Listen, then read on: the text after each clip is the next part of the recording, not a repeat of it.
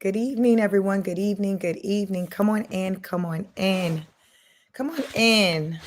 Happy Thanksgiving. Happy Thanksgiving to those of you who celebrate Thanksgiving. Y'all, we got to talk. We got to talk. We got to talk. If you know Chic, when she got something to say, she hit that live button. Come on in, hit the like button, like, share, and subscribe. Come on in. Come on in. We are going to do a reaction to a video that the content creator Exotical United put out today titled "Why Are Black Women Overweight? Psychoanalysis." So I have a lot to say about that topic. If those of you who may be new to my channel, welcome, welcome, welcome. I am Chic. Those of you who are a follower of me, a subscriber, listen, yeah, when you know, welcome back. So just a little background of me. My name is Chic. My background is clinical mental health counseling. So I hit on a lot of just different things from the mental health aspect. And also I speak about just the body, the health of the body, the importance of maintaining a healthy body weight, exercising, eating, just being responsible with the foods that we're putting into our bodies, all of that. So I do live AM workouts. So some of you may work out with me in the morning. I do live workouts. So those of you who ever join my workouts, y'all know I work out. I'll do a workout for about 20 minutes. The second half of the live, it's me just talking a lot on these things that we're going to go over as we react to the video for the Exoticals United. Being responsible, taking care of your health. Listen, if you ain't liking what you're looking like, baby sis, it's time to move around, do something different.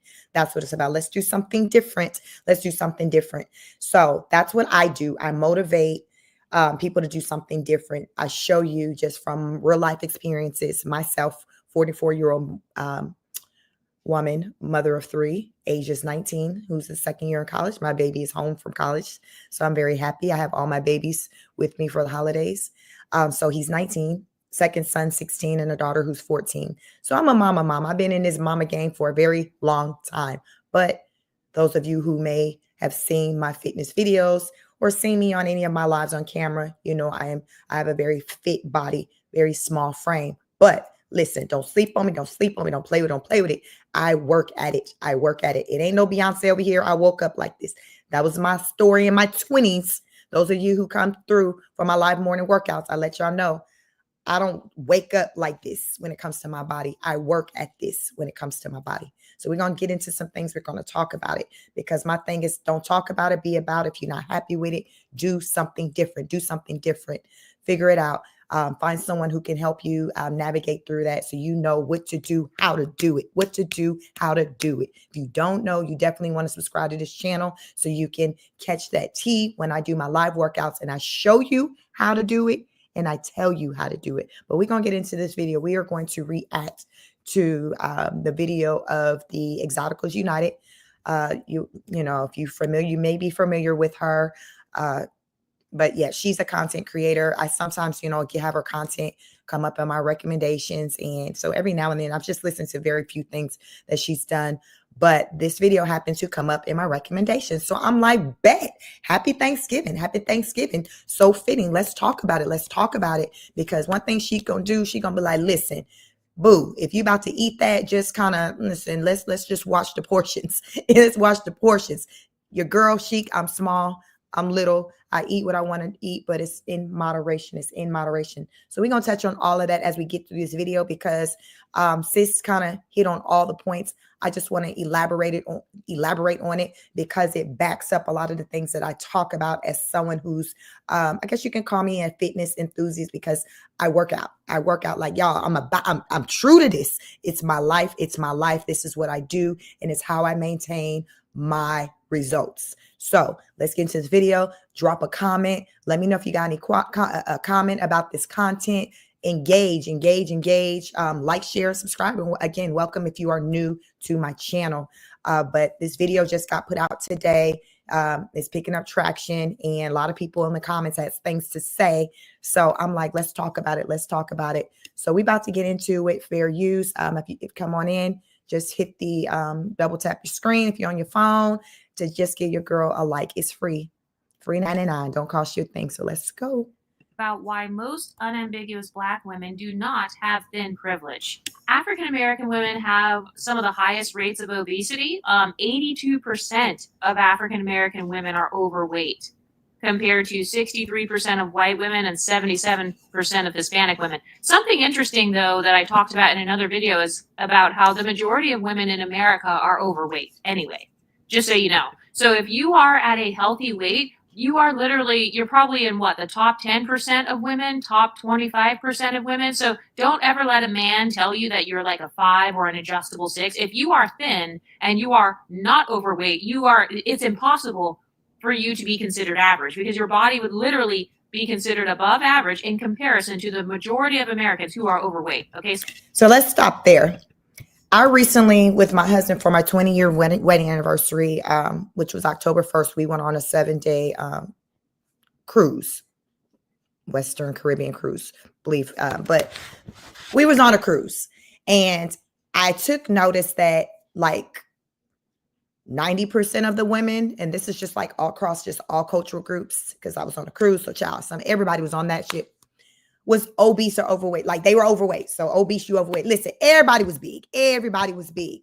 And so when I hear stats about 80% of, women or Black women in particular being obese or overweight, child, that is not a lie. That is not a lie. How you know it's not a lie is just when you look to your right or left, even maybe when you look in the mirror, do you fit in that category? There are more women that look like the women that's on my thumbnail then look like me when it comes to body size. It was a handful of us on that entire ship that were a healthy weight. I would say 10% at best. So when I hear these alarming stats, I know it's true because I see it just when I move just around and about, just in life, in society, just within my family, different parts of, with my family. I mean, as far as with me and my siblings, from genetics, we're all small frame people. So my family I come from a family that are naturally small frame, but there are some, few family members that are bigger, but for the most part, from a genetic standpoint, most of my family members are very small. I come from California, child. My people in California, West Coast. So that was another thing I noticed just in 96 when I was about 19. I was like 14, 10th grade, transitioning from West Coast California to East Coast Georgia. Big change in the body size. Big change. I always say that when I was like 15, for a long time, I had like a 12-year-old size body. Me and my sisters, we were little. We were small. My mother at the time, she's pretty much throughout her adult life maintained like a size 8. So when she moved here, like all her coworkers just thought she was too thin. Mind you, when I came at that point, I probably was like a 3. I was like a size 3. And like my peers, they were like easy 12 plus. Like, so I noticed the difference with, the body types in the South versus coming from the West Coast. And I think a lot of it has to do with just the food, the culture. The culture of the food on the West Coast is very different. It's we love our Mexican food. That's my favorite type of food. I'm from California. That's like, y'all really want that real deal Holyfield, that Mexican, the authentic experience. The West Coast is where it's at. It's where it's at. In the South, it's about the soul food. So I grew up eating soul food, like as far as like a lot of those popular things with the mac and cheese, the greens, the yams, the neck bones, the hams, that was holiday food for me. So remember when I came to Georgia, I'm saying, I was maybe like 112 pounds, about 112 pounds when I moved at 15 to Georgia. Those type, like the food that a lot of us are eating, they ate today. I actually didn't eat the traditional Thanksgiving food today, but a lot of people did. That was only food that I ate during that holiday time. So that's going to be your Thanksgiving and your Christmas. Maybe Easter, you might get some of those soul foods. So we talking about like 3-4 times a year. Fast forward to me, or let me see. When I say fast forward, me growing up, and then at 15 moving to the South. Child, that was everyday eating. Yo, I started working at Piccadilly, if y'all know, you know, and in high school, the country food restaurant, like a buffet kind of style. But child, like I'd never seen nothing like that. Like, what? You go to restaurants and like eat like this, like, and get all these like, that was crazy to me. But it made sense as far as why the body type is different in the South versus West Coast.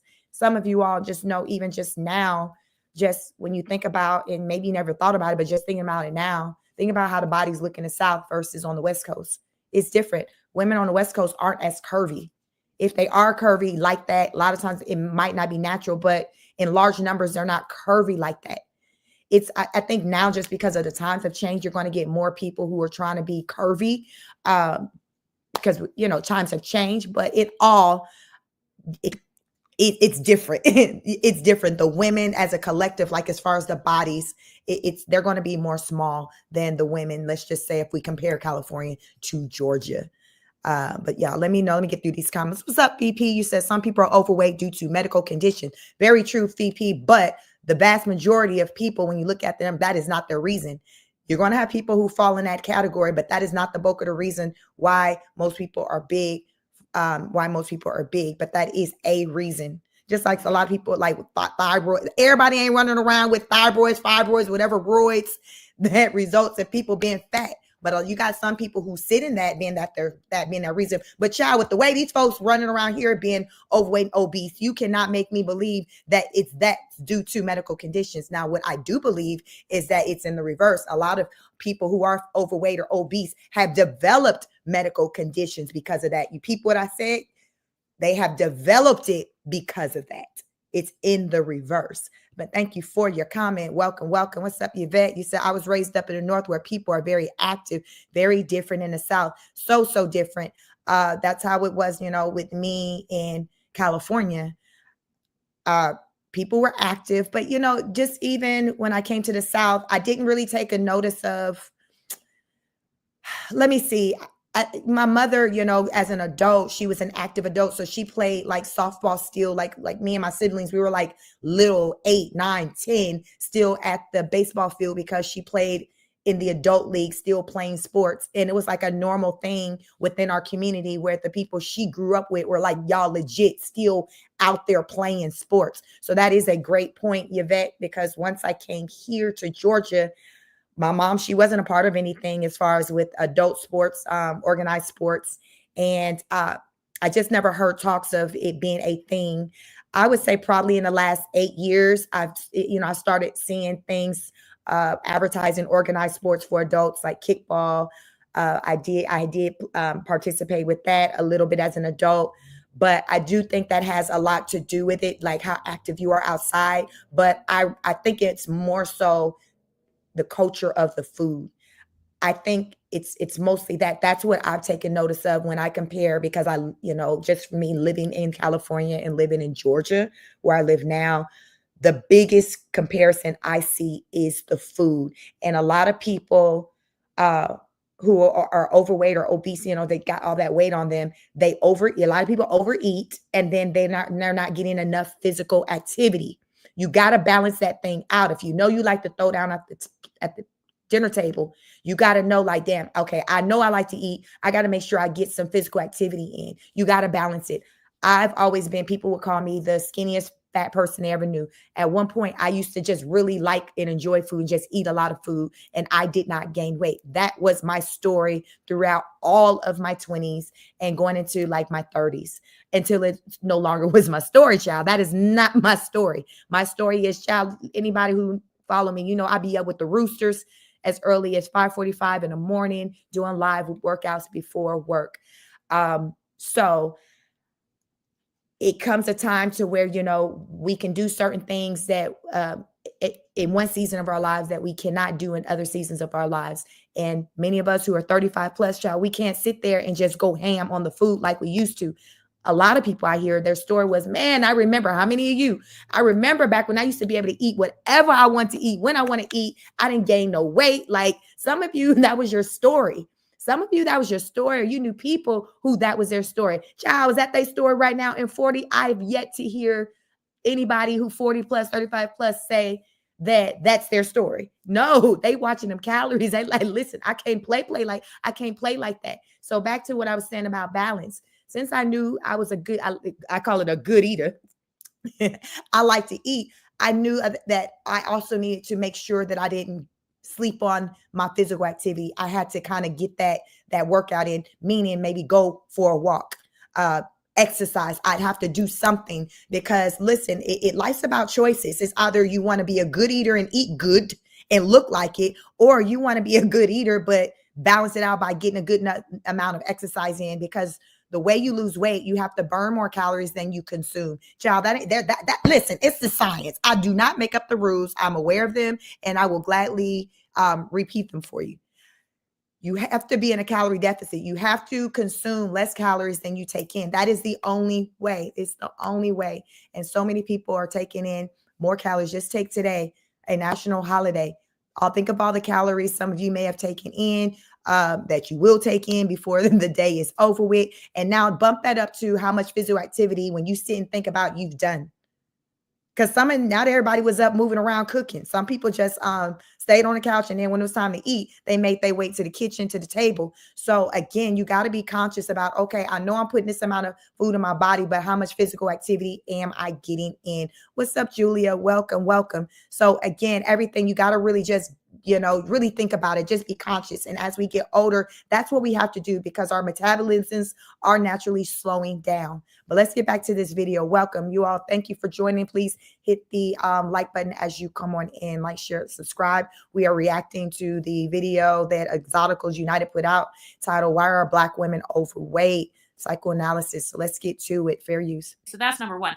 But African-American women do have the highest obesity rates. And have you ever wondered to yourself why a lot of Black women make fun of you for being skinny? One of my theories is that, number one, it's straight up jealousy. It's just plain old-fashioned jealousy because overweight women know that they are discriminated against for being big. And I can say this as somebody who was thick at one point. This was during COVID. I was thick for about 6 months. And I can tell you that when I was thick, I definitely spent a lot of time trying to cover up my problem areas. So that's one of the psychological issues that a lot of bigger women have is like when it comes to their wardrobe, they're spending a lot of their time trying to cover up their stomach, cover up their thighs, making sure they're not showing the cellulite or not showing the stretch marks. So this is not supposed to be a fat-phobic type of community, but this community does promote privilege stacking and social climbing. And so we don't live in a utopian society. I'm not going to sit here and pretend like people don't judge you for being fat. But the reason that a lot of Black women don't want you to lose weight is because misery loves company. They don't want to feel like they are alone at the bottom by themselves. So a lot of women who are deeply entrenched in the Black community suffer from hierarchy thinking. The Black community, in my opinion, has really horrible hierarchy thinking. If you don't believe me, all you have to do is go on to any of the Black female empowerment YouTube channels, go to the most popular ones, and you will be able to point out their hierarchy thinking. The way to spot hierarchy thinking is that they will talk a lot about competition. Okay, they're constantly in a state of competition with other women. They're competing with skinny women. They're competing with younger women. They're competing with white women. They're always talking about who's winning this competition. Another sign of hierarchy thinking is they think men are the prize. So this is why they will say, oh, mixed women, you can't compete with white women. Compete for what? What is the prize that we are competing for? They'll say like, oh, Afro-Latinas, they can't compete with non-Black Latinas. Compete for what? The male gaze? Okay, so you view the male gaze as a prize and you have hierarchy thinking. So that's reason number one why a lot of fat Black women don't want you to lose weight. It's because they have hierarchy thinking and they think that by you losing weight that you're going to be higher up than them on a social hierarchy. So question, some of you who have experienced weight loss in different body size, have you come to notice or ever noticed that when you did lose weight, people had a certain opinion about that? Meaning where you hit with the comments of, well, don't lose too much weight, or the question of why are you losing so much weight, or girl, you don't need to lose any weight. Like, because I've experienced that just, I've always been more on the smaller side, but I have been heavier than or thicker than what I am. What's up, Address It with Shani? Hey, Club Shani in the house, y'all. Follow Shani if y'all like music. It be lit over there. Club Shani in the house. Child, listen, me and my husband was even trying to put in song requests last night, Shani. I said, she about to leave. She going to the other platform. Come on now. Don't be interrupting the flow. Welcome, Shani. But what I want to say is, like, how many of you all have experienced where you've done changes with your bodies and then people aren't so like They're not here. They're not here for the change. They're like, why you losing so much weight? You don't, you know, my mom, when we moved here from West Coast, like I said, 96, the saying they would tell her is, don't nobody want a bone but a dog. And mind you, she was just like a size 8 at the time. So so you will have those people who will make comments, but what I say is I challenge you to really take note of those people who are making those comments to you. What do those women look like? Are they larger women? Because I have yet to ever hear a comment that's more on the negative side about weight loss, or, you know, being a certain size or being too small, from a woman who has been smaller than me. It's always from a woman who's noticeably overweight or obese. So what I say is, like, take into an account who the messenger is. Who is the messenger? Is this person who's telling you you're losing too much weight? Is this a person who has a lot of weight on them? Because I've experienced that going into the pandemic, I was maybe like 146 pounds. So that was like the thickest outside of pregnancy weight I'd ever been. And so I just kind of let myself put the weight on, because it's just like, you know, why not? I was just living. And so I got thicker, and, you know, I would have some comments where people around my job will, you know, say comments about my new body, because remember, these people had like met me maybe when I was maybe like 120, like 120. I'd been on this job at this point for maybe like 8 years, almost 10 years. So they'd met me like when I was smaller frame. So putting on the weight, you know, it had transformed my body. So, you know, they were like, you know, make little comments and things like that. But when I would lose weight and start trimming down, you know, I would maybe get comments like, oh, girl, don't walk so much. Stop walking so much. Oh, you're going to lose. Don't walk. No, you know, it'll be little comments about that. Or there was just nothing else said to me again, as far as, you know, about my weight. It was more so like I don't even know. I think the compliments came with the added weight, just because I started to look more like them. So it was like, oh, okay, she's looking more like me. So let me kind of say some things to her because she's looking more like me. But then when I start to move away from looking more like those women, you know, those people, then it would be nothing or something centered around, don't, you know, you're losing too much weight, this, that, and the third. So what I say is, be cognizant of who are you hearing these words from? Who are you hearing these words from? Is the person you're hearing these words from that's not so favorable, are they people who look completely different from you, more so because they're larger? Are people saying these things to you people who have like a healthy size weight, who visibly look like they, you know, take care of themselves, or, you know, that they work out, they eat well? Like, pay attention to that, because it makes a difference. And in the Black community, most of our love and our family members, they're heavy. You know, like I said, we started out the stats. 83% of Black women are obese or overweight. So that's your mamas, your grandmamas, your aunties, your cousins. Like, they're in that pool. They're in that pool. Those are the people who making them meals, who's baking them pies and cakes, and who's cooking that good food that we eat on holidays, and some people eating every day throughout the year. These are those people. Someone started out by saying, yeah, a lot of people are overweight because of, you know, health reasons. Well, I argue that a lot of people have health reasons because they're overweight. It's in the reverse. When you do something about that weight, a lot of times that will correct right there a lot of the medical conditions that people have, because a lot of conditions are rooted in our weight. Have you ever heard? There's a lot of people who tell the story of once they got their weight under control, there's certain illnesses and things like that, like the blood pressure, things like that, diabetes, like it went away, pressure went down, things went back to normal because they started exercising. They got some of that weight off. So it actually corrected a lot of medical conditions that they had going on. Address it says, I'm chubby, I'm trying to lose weight. Yeah, Shawnee, you thick with it. You thick with it. That's what I call you, thick with it.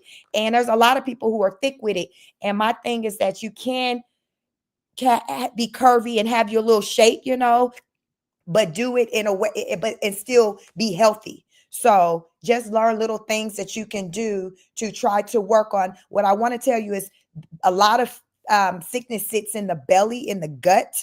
So focusing on that part of your body, where say if you're trying to do exercises that's impacting the middle section with flattening the stomach, that's going to help to address that. I do a lot of exercises on my channel that targets that area because I know it's a problematic area for just a lot of people, in particular women, especially when they get to a certain age. Child, over the summer, I learned about this whole thing called the menopause belly. I didn't even know that was a thing until I got around other family members, other ladies who are 40 plus like myself. And they're like, shit, like, I can't get this weight off. I'm doing this, that, and the third. So I'm trying to guide them, help them, direct them to my channel, y'all, because that is a thing. And that's when the conversation, morphed into the whole topic of the menopause belly. And I'm like, wow, I do a lot of exercises that targets that area. Follow me on this channel and check out any of my workout content. And I'm heavy on exercises targeting the abs.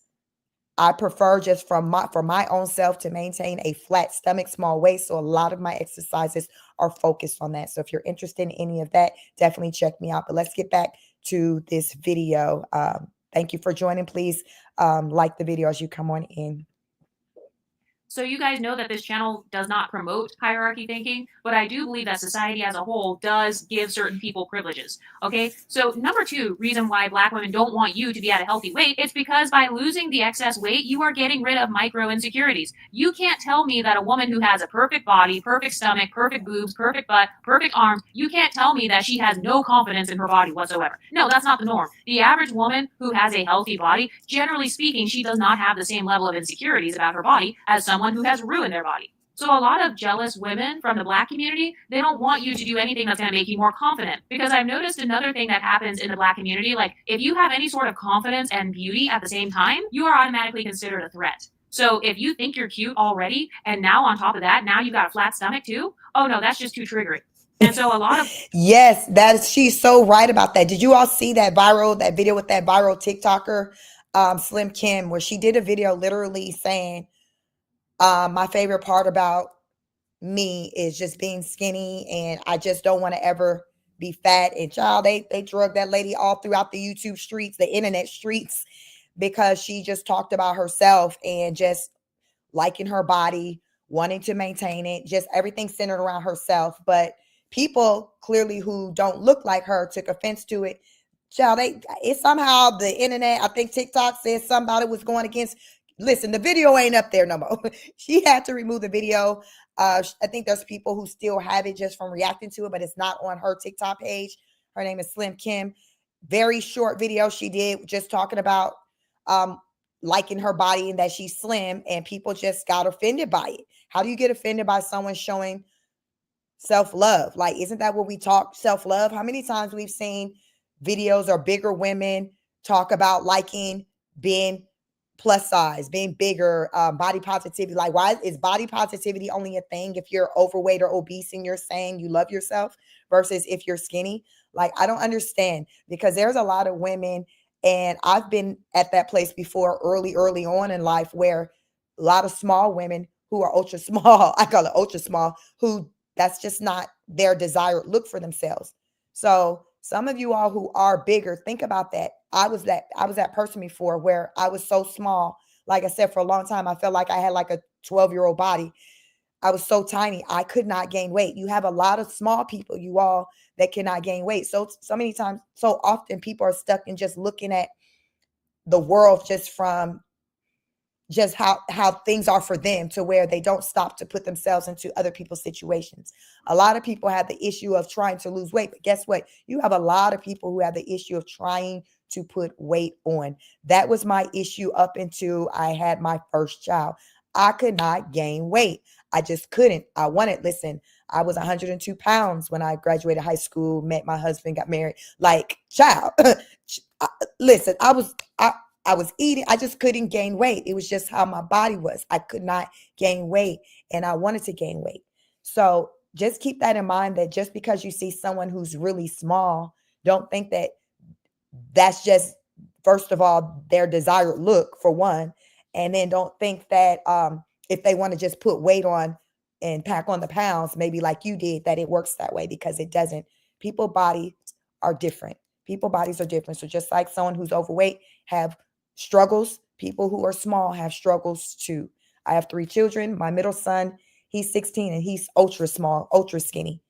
He's been trying to listen, y'all. All his life, we've been working with him to put weight on it. From when he was a baby, taking him to specialists. Like, okay, why he ain't gaining weight? Finally, they was like, listen, this is genetics. Stop worrying about it. He's good. He's fine. He's healthy. His head, his hands, everything are growing the way they're supposed to. So don't worry about it. That is what the doctor said. So guess what? We stopped worrying about it. Still, he's 16. He's growing in height. But child, listen, that thing's still around 100 pounds.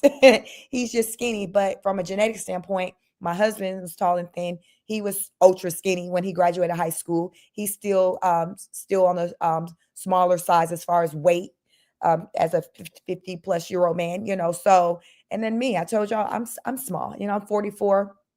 I'm like 128 pounds. I'm little. So, so you got to kind of take this into account when you do see people who are small. It could be genetics. It could be genetics. So just keep that in mind as we navigate through these streets and we see people who look differently than us. Yvette said type 2 diabetes can be reversed with weight loss type 1. Can't wait with weight loss type 1 can't. Thank you for distinguishing the two. So again, we got some ailments that can be reversed with weight loss. I'm going to say a large majority, a lot of ailments can be reversed with weight loss. You're going to have some that can't, but child, you got a good amount that can. You got to start having those conversations with your doctors, physicians on how you can reverse some of these things you got going on with you. And I'm pretty sure that it's going to be talks about losing weight if you got extra weight on you. That even goes to like fertility. Some people who struggle with getting pregnant, child, weight. The excess weight just really can just put a chokehold on just our lives in so many ways. But let's get back to this video. Thank you for being here with me. Please make sure you like, share, and subscribe. Let's get it. Fair use. Black women, they want to keep you down. They want to be able to use your body as a humbling tactic against you. So this is why sometimes when you're losing weight, your body looks beautiful. Like when you go to the cookout, they'll start trying to feed you extra food. They'll say you need to eat some cornbread. They'll say that you have no ass. And it's so hilarious. They actually expose themselves because it's like, sis, are you that ugly to where you think that the prettiest quality about your body is your ass? So you're telling me that literal butt cheeks look better than your face? Okay, I'm done being a troll. But seriously, like a lot of women, they give in heavily to the black male gaze. And a lot of women who feel like they don't have a pretty face, there are women who don't like their faces, they don't like their skin tone, they don't like their hair texture. And so the only thing they feel that they do have is a giant ass for men to lust over. And so this is why sometimes bigger women will actually make fun of you when you have like a little booty. And by the way, a girl can still be skinny and like have a butt. Like, that's totally normal. Like, I know with my body shape, I have like an hourglass or Coke bottle type of shape. So no matter how skinny I get, I'm still going to have like curves, if that makes sense. But a lot of big women, they don't understand this.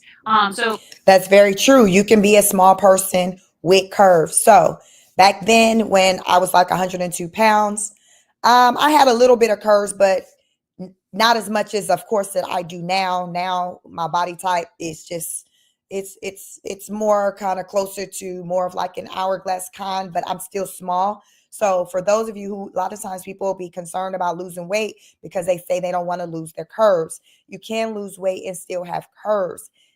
It's just a matter of like, what are you doing through your process as you're losing weight? While you're losing weight, you can build muscle.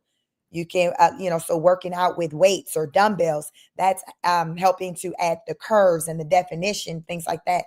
I primarily work out with just my body weight. Just even with me working out with my body weight, that still helps to with definition, with me just giving my body more definition when it comes to my abs, my arms. So you don't have to lose weight. You don't have to work out with weights, but you can. You can. Either way, if you don't have weights, I like to say when I do my workouts, you don't have to do that. But don't think that just because if you lose weight, like that means your curves are gone. That is a myth. I don't know where people get that from. You do see some people who lose weight and they ain't got nothing. But again, it's like, what are you doing? Lose the weight, but still kind of work on doing your different exercises and things that can help to give you those curves and definitions. And there's so many different types of exercises out there. It's like a whole bunch.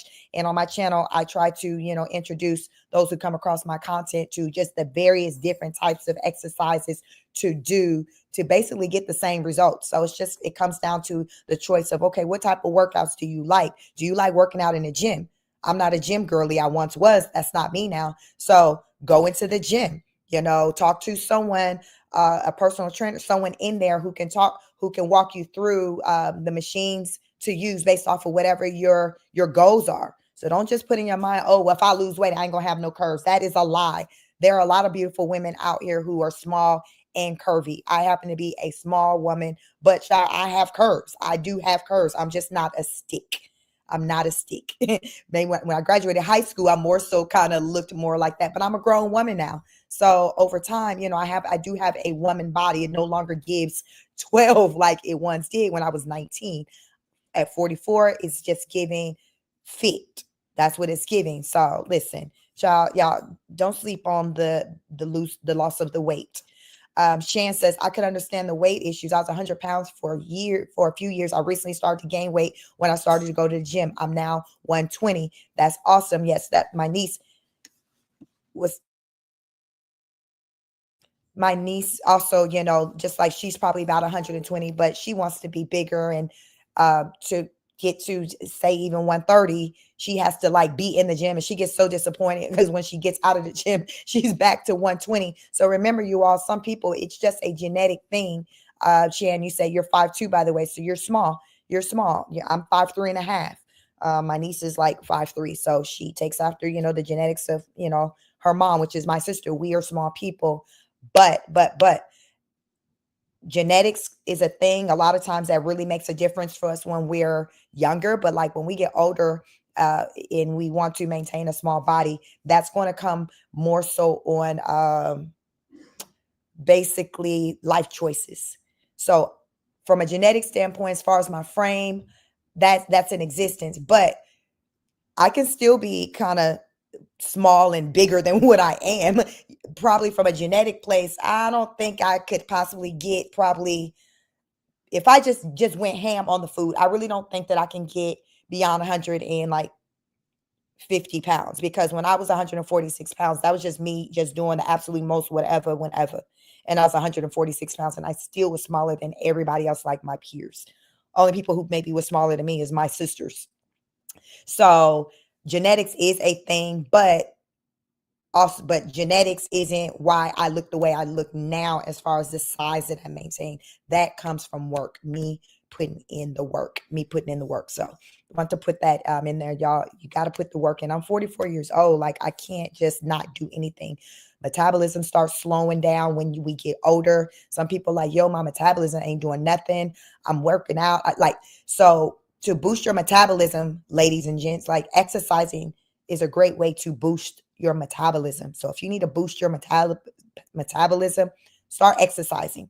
That is going to boost your metabolism. So I don't feel like I'm a woman at 44 and my metabolism is just slow. I do not feel that way. My lifestyle is fitness. So like, even if I don't work out every day, like today's Thanksgiving, I did not work out. Like, my body is still doing what it's supposed to do, like where my metabolism is still kind of higher up, or, at a place to where I can still lose weight. I'm not holding on to fat because my body is still conditioned to me working it out. Even if I'm not doing it every day, it knows that, okay, I don't typically go longer than 2 days without working out. So create a routine. It's a lifestyle. It's not a one and done. It's a lifestyle. If you do want to lose weight, maintain a smaller body, you have to start exercising, but you have to do it consistently.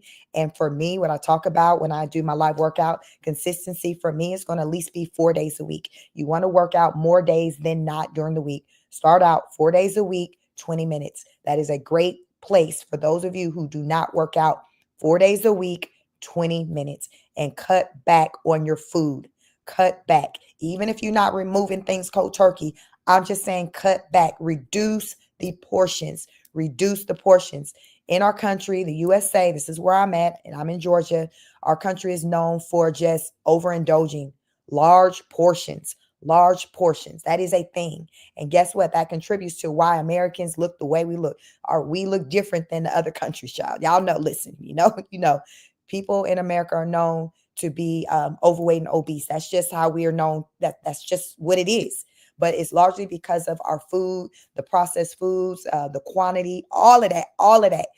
as we get older, we just have to move more responsibly. We can't move like how we was moving in our 20s, doing the absolute most at the dinner table and then going to bed doing nothing. We just can't do it. But if you do it, then okay, the result is going to be you looking the way you look. Did y'all complete the poll? How many of you, are you good? Are you happy with how you look? Are you happy with your body?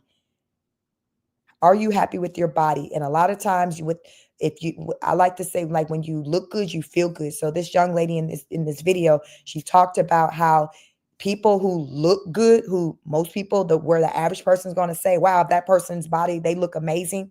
Those people from a mental place, more often than not, are in a better place than that person who's overweight and obese. Because a lot of times when people aren't good mentally, emotionally, when they're going through it, for whatever reason, when they're going through it, it starts to show on their body. And when I say it starts to show on their body, it's showing in their skin where they have bad acne, they're breaking out, and it's showing in their weight because their mentals isn't where it should be. They're not healthy and they're not in a good place. For me, when I see a woman that's overweight, obese, it's letting me know this person mentally, emotionally, they're not in the best place. They are not in the best place.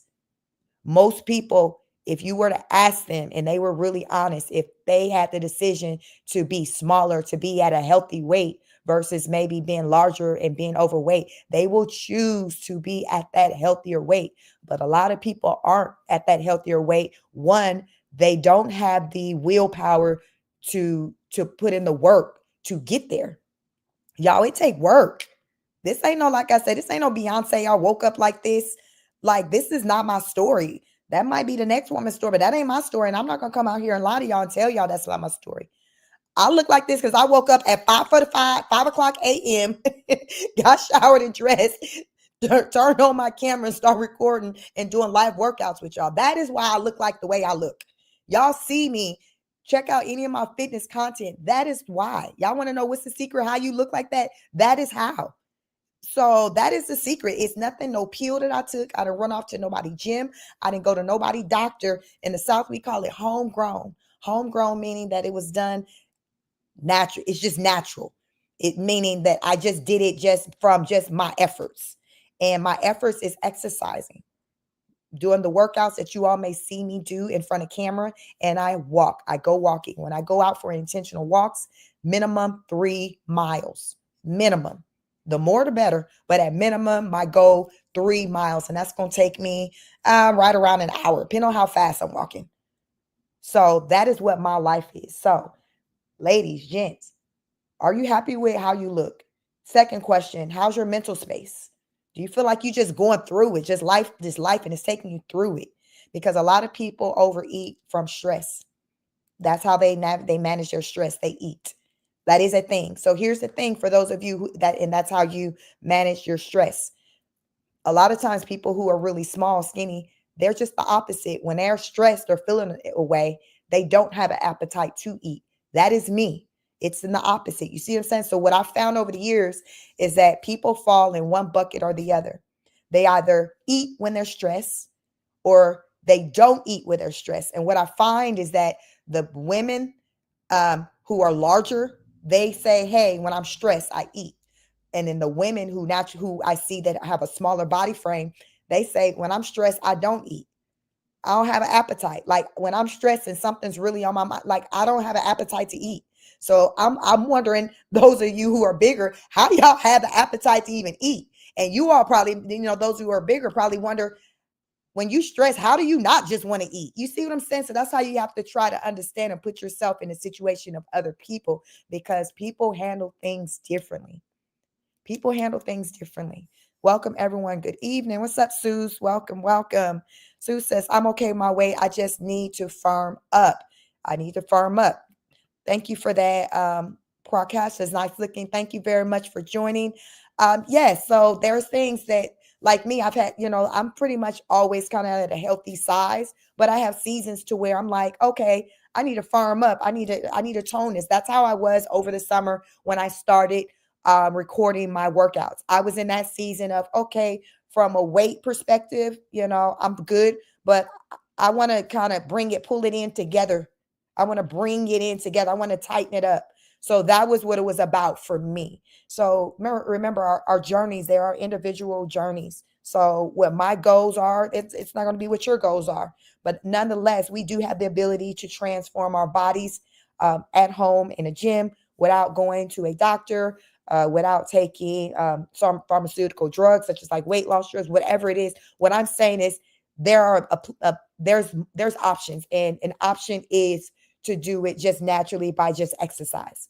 So thank you for joining. Please hit the like button as you come on in. Let's get back to this video as we react to the video that the Exoticals United content creator put out, titled "Why Are Most Black Women Overweight? Psychoanalysis." Let's get it. Fair use. So these are the women who they don't feel like their face is pretty. They don't think their skin or their hair is pretty. So they only think that the thing that makes them sexually desirable is the fact that they have a giant ass. And it's so funny because they're actually promoting being fetishized. So they will make fun of you, and then they will say that men only choose you because they're fetishizing you. Meanwhile, that big ass woman, she likes being fetishized for her ass size. So do you see the hypocrisy? So sometimes big women, they will actually use their butt and their boobs as a way to try to flex on skinny women, and it's just laughable. But they really will try to make it like, oh, men like me more because I have more meat on my bones. You know, I have more ass for him to grab. So do you see how male-centered that is? Oh, well, men like me better than you because I literally have bigger sexualized parts of my body. Do you hear how male-centered that sounds? Do you hear how desperate that sounds? Oh, well, I have bigger boobs than you. I have a bigger butt than you, so men must like me more because, you know, they have more body to play with. Basically, they're saying that I can pleasure a man with my body more than you can because I literally have more weight on my bones to pleasure him with. So that's incredibly male-centered. That's extremely male-centered. But another reason why some black women will sabotage your weight loss is actually due to their cultural background. If you look at the black community historically, look at the foods that black people eat on the holidays and stuff. Usually it's like soul food, you know, it's fried food. It's definitely not the healthiest food in the world. Okay, African Americans as a culture, like there's not a culture of eating vegan, if that makes sense. There's not a culture of eating salads. I was actually thinking about this the other day. When I was growing up, all of my friends, who they all happen to be white because I grew up in like a white neighborhood, they would always eat salads for lunch. The majority of them, they would eat salad. They would bring their lunch from home, and it would be a homemade salad.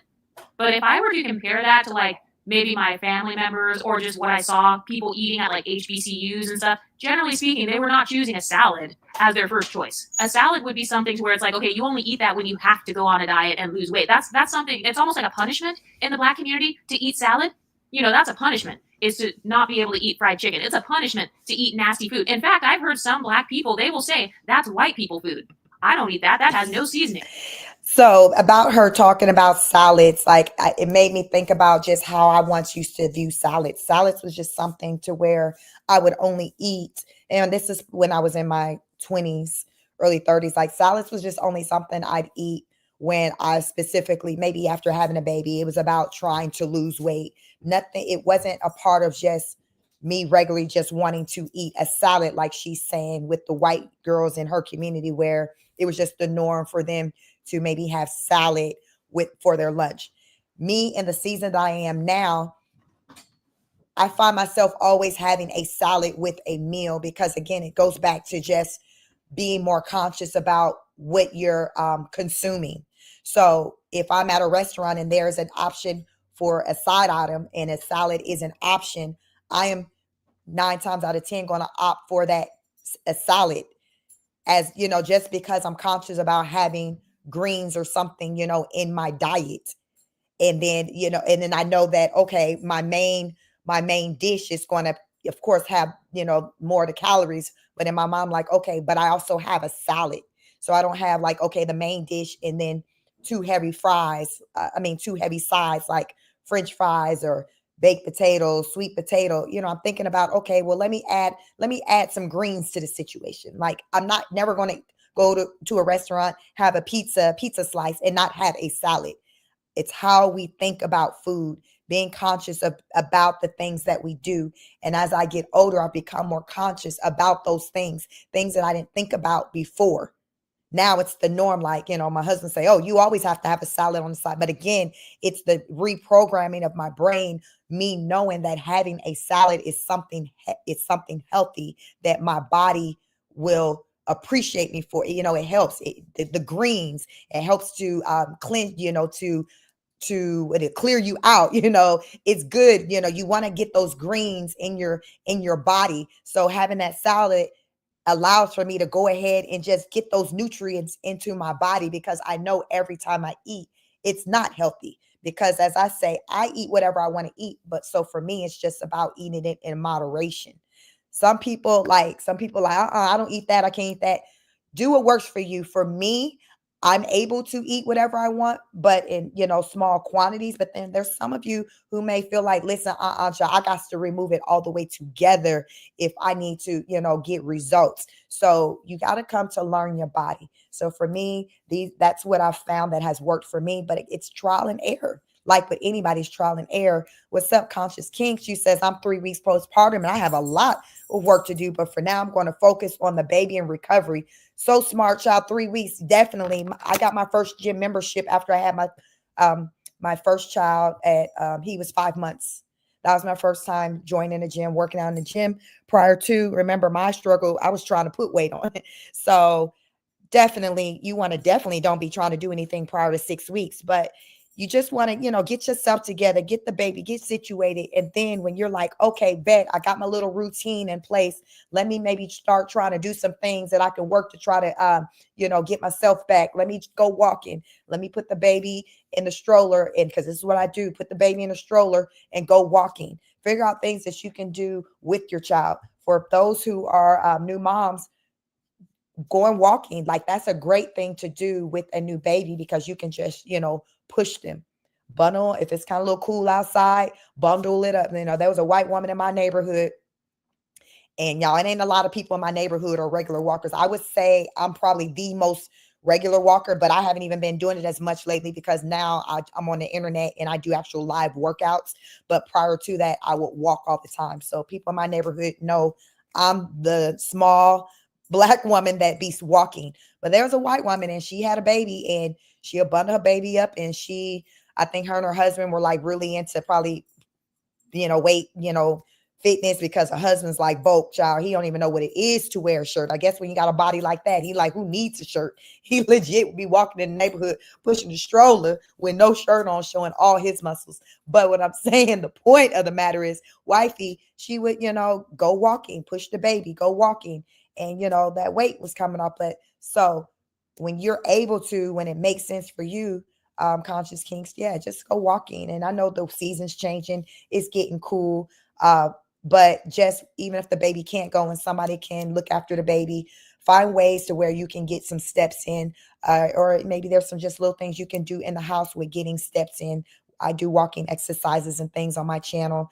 Just do whatever you can. Don't, stress yourself out, but just know that just because you're a mom, know that you do not have to look a certain way. What they say, dad bod? Do they say mom body? Like, I don't know. My thing is, just because you're a parent or not, or you're in a certain age, it doesn't mean that your body has to look a certain way.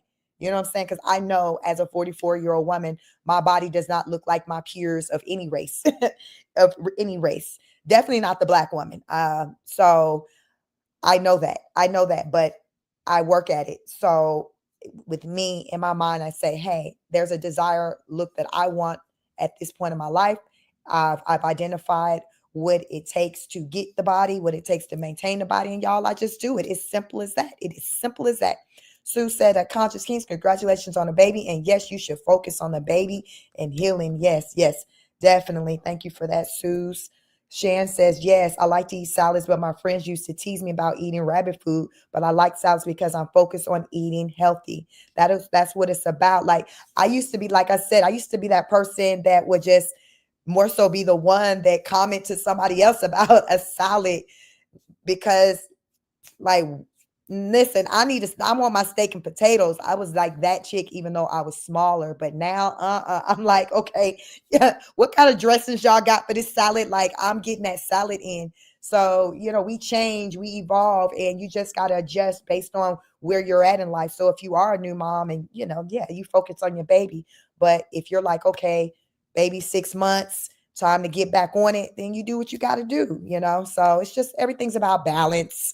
Everything is about balance. So thank you for joining. Please like the video. Let's get back to reacting to this video of why are most Black women overweight. I don't eat white people food. That's mayonnaise. So they'll say like they don't want to eat tuna, which is high in protein. They'll be like, oh no, that's mayonnaise. That's white people food. So for some women, their actual cultural background and their cultural biases hold them back from trying any new foods. And then they will say things like, oh, healthy food is nasty. It's like, there are so many different options for healthy food. It doesn't have to just be. Did you know that there's actually a 300-calorie pizza that you can make? There's this one girl that I follow on YouTube. I'll try to find her channel, but it's like you can literally make anything and turn it into a healthier version. So it's not like the only option is salad. But I feel like for a lot of monocultural Black women who were only raised around this traditional kind of Southern African American culture, they're only familiar with fried foods, or they're only familiar with kind of soul food or Southern food or some variation of highly seasoned, highly greasy foods. So their taste buds and their palate and their gut is used to eating the fried chicken. They're used to having butter and everything. Once I went to the South, I remember I immediately gained, basically that contributed to me gaining weight. It's because I noticed that all of their foods had butter in them. So I had never eaten that much butter in my life. I mean, I ate butter as a kid, but not that much. It wasn't like everything is cooked in butter. It wasn't like, buttermilk waffles, butter pecan ice cream, just everything has butter in it. But I've noticed that there are some ingredients in African American foods traditionally, that it just tends to be unhealthy. So I'm not saying that you can't eat those things. You can. You just have to eat it in moderation. You can taste those things. You can take a bite of the fried chicken. But in the Black culture, there are some women who are so monocultural and they're so pro-Black. They are such Black supremacists that they even believe that the Black diet is the healthiest diet.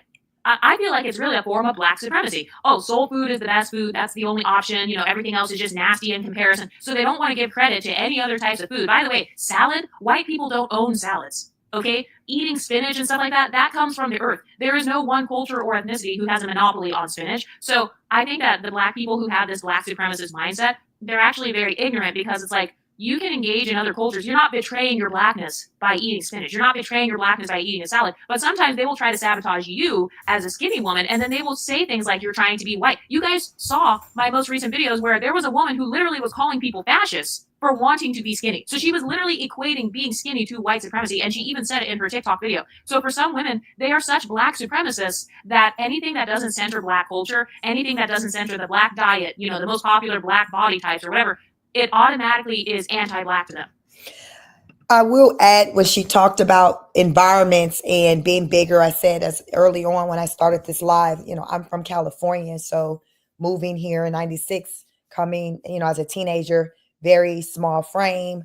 I blended in very well. My sisters and I, who's just, a year under me, we blended in with everyone in our age group in California. Whereas when we moved to the South, in Georgia, where we live, we stood out because we were so much smaller than everyone else. Like our peers were pretty much, they had bodies like our mom's body, if not bigger. So it does make a difference as far as your environment, because even when I went through the season of when I put on weight and I got up right before the pandemic, I had within the 2 years prior, so I guess maybe 2018, 19, I put on weight. I just let myself put on weight. I got up to 146 pounds. But the reason why I did it is that, like I said, even at 146, I was still smaller than pretty much everyone else in my peers. So I was still small, but I was curvy, and I'm like, okay, it's different. People was always making comments to me about my body. I was thicker, but I still just never felt fully comfortable, because at my job, we would have annual medical checkups because we would get like discounts for with doing that. So they would just check our vitals and everything. And I noticed prior to that, like before I, put on that weight in 2018, 19, everything would always be like perfect with my vitals. And, the medical professionals would tell me like how I was being like a small group of people who didn't have nothing going on with them, who just got clean bill across the board with everything. But then in those 2 years, like 2018, 19, and I put the weight on, I noticed like my numbers and my vitals and my levels were getting closer or more in that range of like not healthy, and the BMI, and I wasn't used to that. So even though from an aesthetic standpoint, looking at me, I looked fine, because still even at that point when I even had that weight on, I was like a size 6, 7 still at 146. Now I'm a 128. I'm like a size 4. So 4 is my size right now. But I noticed that even though at 146, even on the mirror and how my clothes fit, things looked good, from a health standpoint, it wasn't. I was teeter-tottering like right there where my vitals weren't where they're supposed to be, where things were kind of high. And you always want to have like a cushion. You don't want to just kind of be like right there where, okay, you have one more burger, then now you done crossed over, and now you're BMI. Like I was like right there when I was at the height of my weight. And so it just never fully felt comfortable because it was like bigger than kind of how I looked aesthetically, how my clothes looked, how I blended in more with other people, because I did blend in more with other people. It just didn't feel right. So during the pandemic, child, the world was shut down. I just upped my walking game, went out and just would walk a lot. Next thing you know, I had walked off like 20 pounds. So I felt good. I felt better because I got down back to the weight that I mostly was anyway, prior to putting that weight on during that 2 year span. So for me, this is the weight that I'm at the 128. It's just my healthy, for me, my body frame. It's just my feel good weight. So you got to identify what is that for you and not have it based off of what somebody else think. If somebody think, nah, girl, you shouldn't be, that's too little. You're going to look like a bobblehead. You're going to be looking anorexic. You're going to look like a stick. Don't worry about them. You do what's best for you. You follow whatever, the order with the instructions of what your, the medical professional in your life is saying, as far as like where you should be, that will be best for you. Because to me, overall, what's most important is just, what is it to be looking good, but you didn't X'd out of here because you didn't put so much weight on to where like you can't even be around talking about I look good, because your vitals and everything are so out of whack because you didn't got all that weight on you, but you got a fat ass. Like, it's beyond that.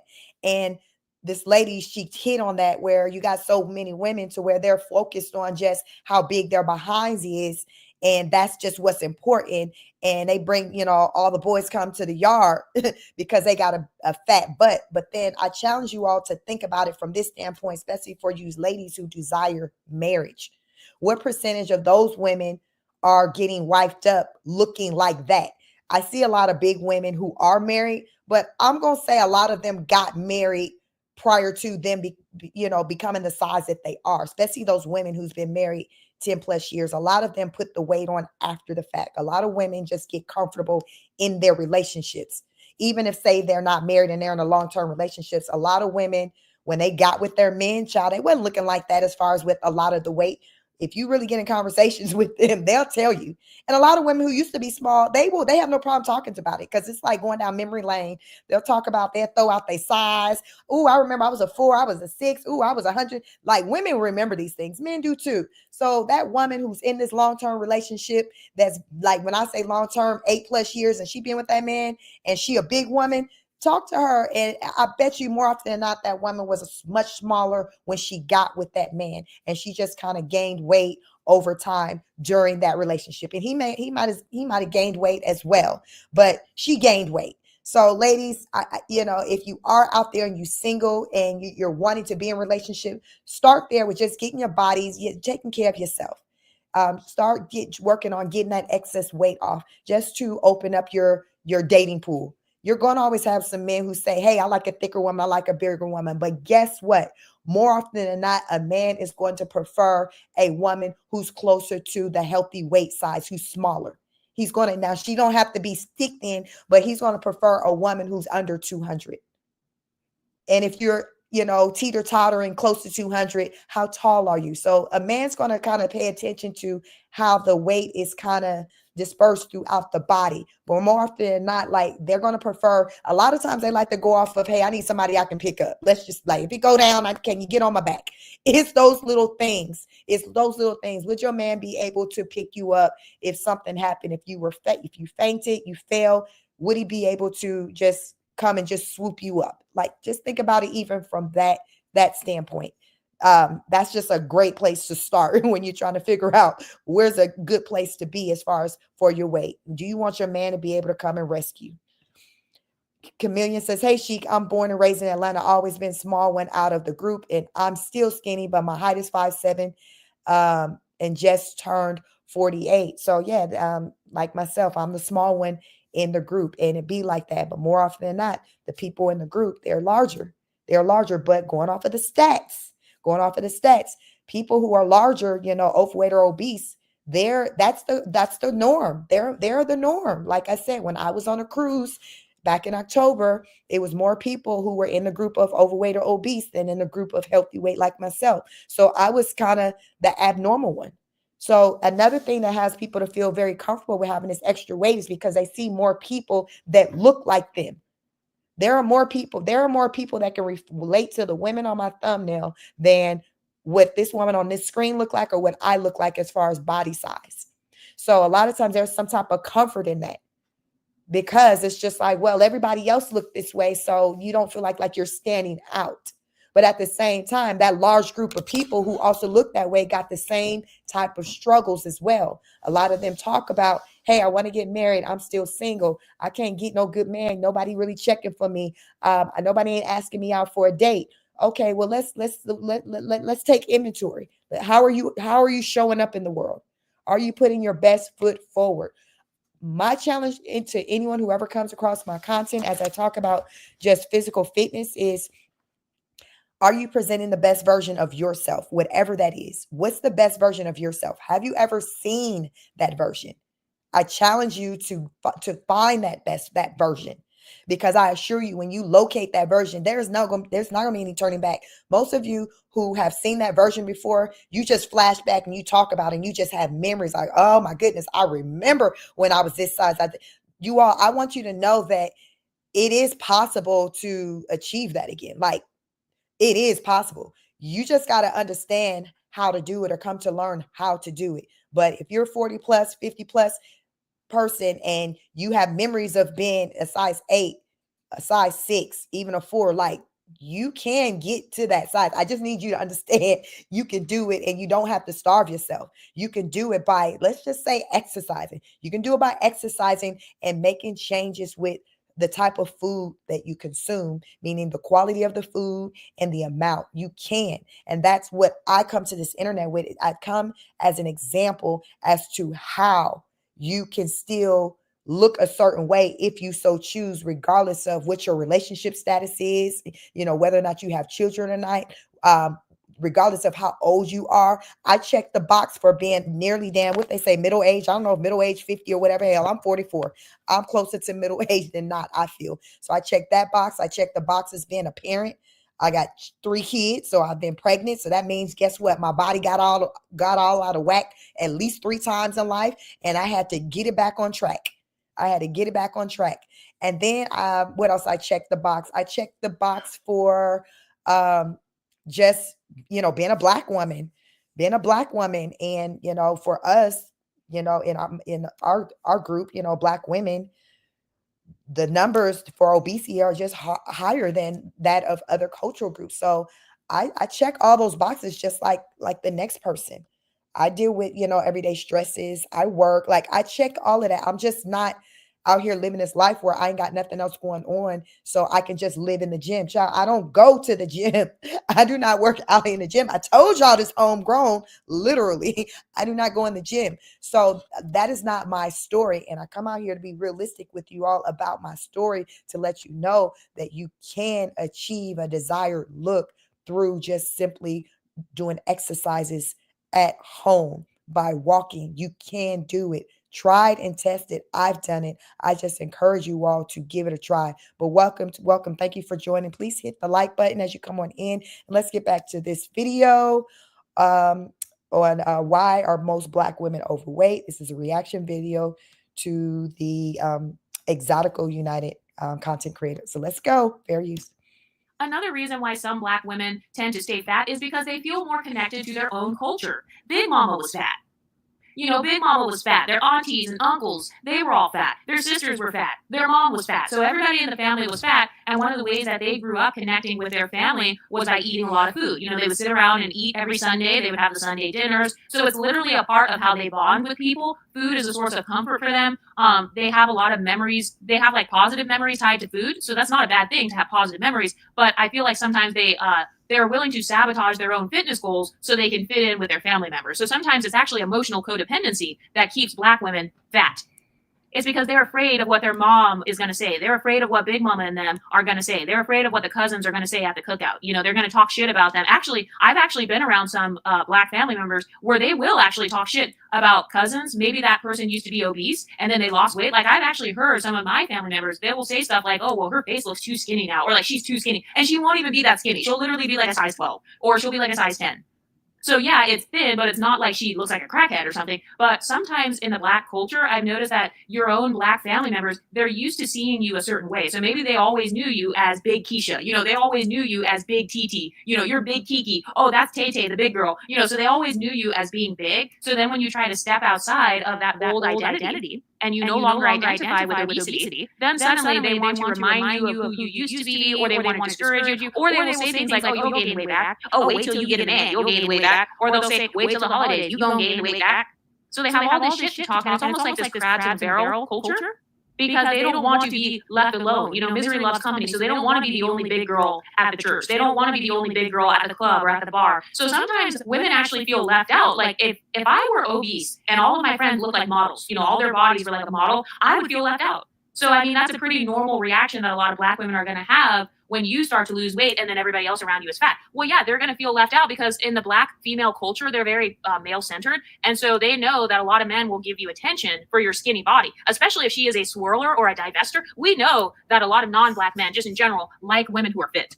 I mean, I believe that there are a lot of Black guys who like fit women as well, but I do feel like Black guys are more accepting of women who are like thicker, because even for me, like when I was fat, I consider a size 12 to be fat for me personally, just because before that I was always very small, like maybe a size 0 to a size 4 at the biggest. So when I was like thick, the only guys that hit on me were mainly Black men and Hispanic men. All the other attention that I had been getting my whole life started to go away. So I do feel like Black guys do tend to be more accepting towards a little bit thicker women. I'm talking about maybe size 10 to 14. So she talked about the Black man being more accepting to the thicker body. That's so true. Because when I get in conversations about women, because a lot of Black women are single in particular, I'm in conversations with Black women, and you know, if they're thicker or bigger, and you know, they'll talk about maybe having an interest with wanting to date men, maybe of other cultural groups, ethnic backgrounds, like white, yes, in particular white. The things I tell them, I point out to them, is that a lot of times with the white man, if he is dating a Black girl, a Black woman, she's not overweight or obese. Not when he first asked her out and started dating her. Typically, a Black man, he's going to out the gate be more welcoming to a thicker Black woman, because like, yeah, that's what a lot of times he's used to seeing. Now, I've even found, just even with the Black man and the type of woman, as far as the body type she'll have, I've noticed a difference when it comes to the social class of that man. Whereas I notice like men from certain parts, certain communities, maybe blue collar men, where they're more accepting of like the thicker, curvier woman versus a white collar man, a man in corporate, a man who has the company Christmas parties every year, that professional man, that man who's the lawyer, who's the doctor, who's a psychiatrist. Like I notice those men in those fields, the women that they're with are typically going to be a smaller frame woman, more smaller frame woman, even if she is curvy and her butt is curvaceous or her boobs, her waist is small. She does not have a belly. I'll notice the men more so, say with the blue collar, maybe if he's the plumber, the mechanic, the truck driver, child, who else? The painter, the carpenter, the unemployed man, the man working at the grocery store. Those men, the man who's in some of those fields, you know, those men can make a good amount of money, like, you know, the plumber or the truck driver. But I just noticed that men in a certain economic class, the type of women that they'll be with, it looks very different than the men in, say, the white collar jobs. Because I'm in a corporate type setting, and those men, the men that those Black men date, they're not going for a bigger woman out the gate. They're not asking out a woman that's overweight on a date. They're not doing it. They're not doing it.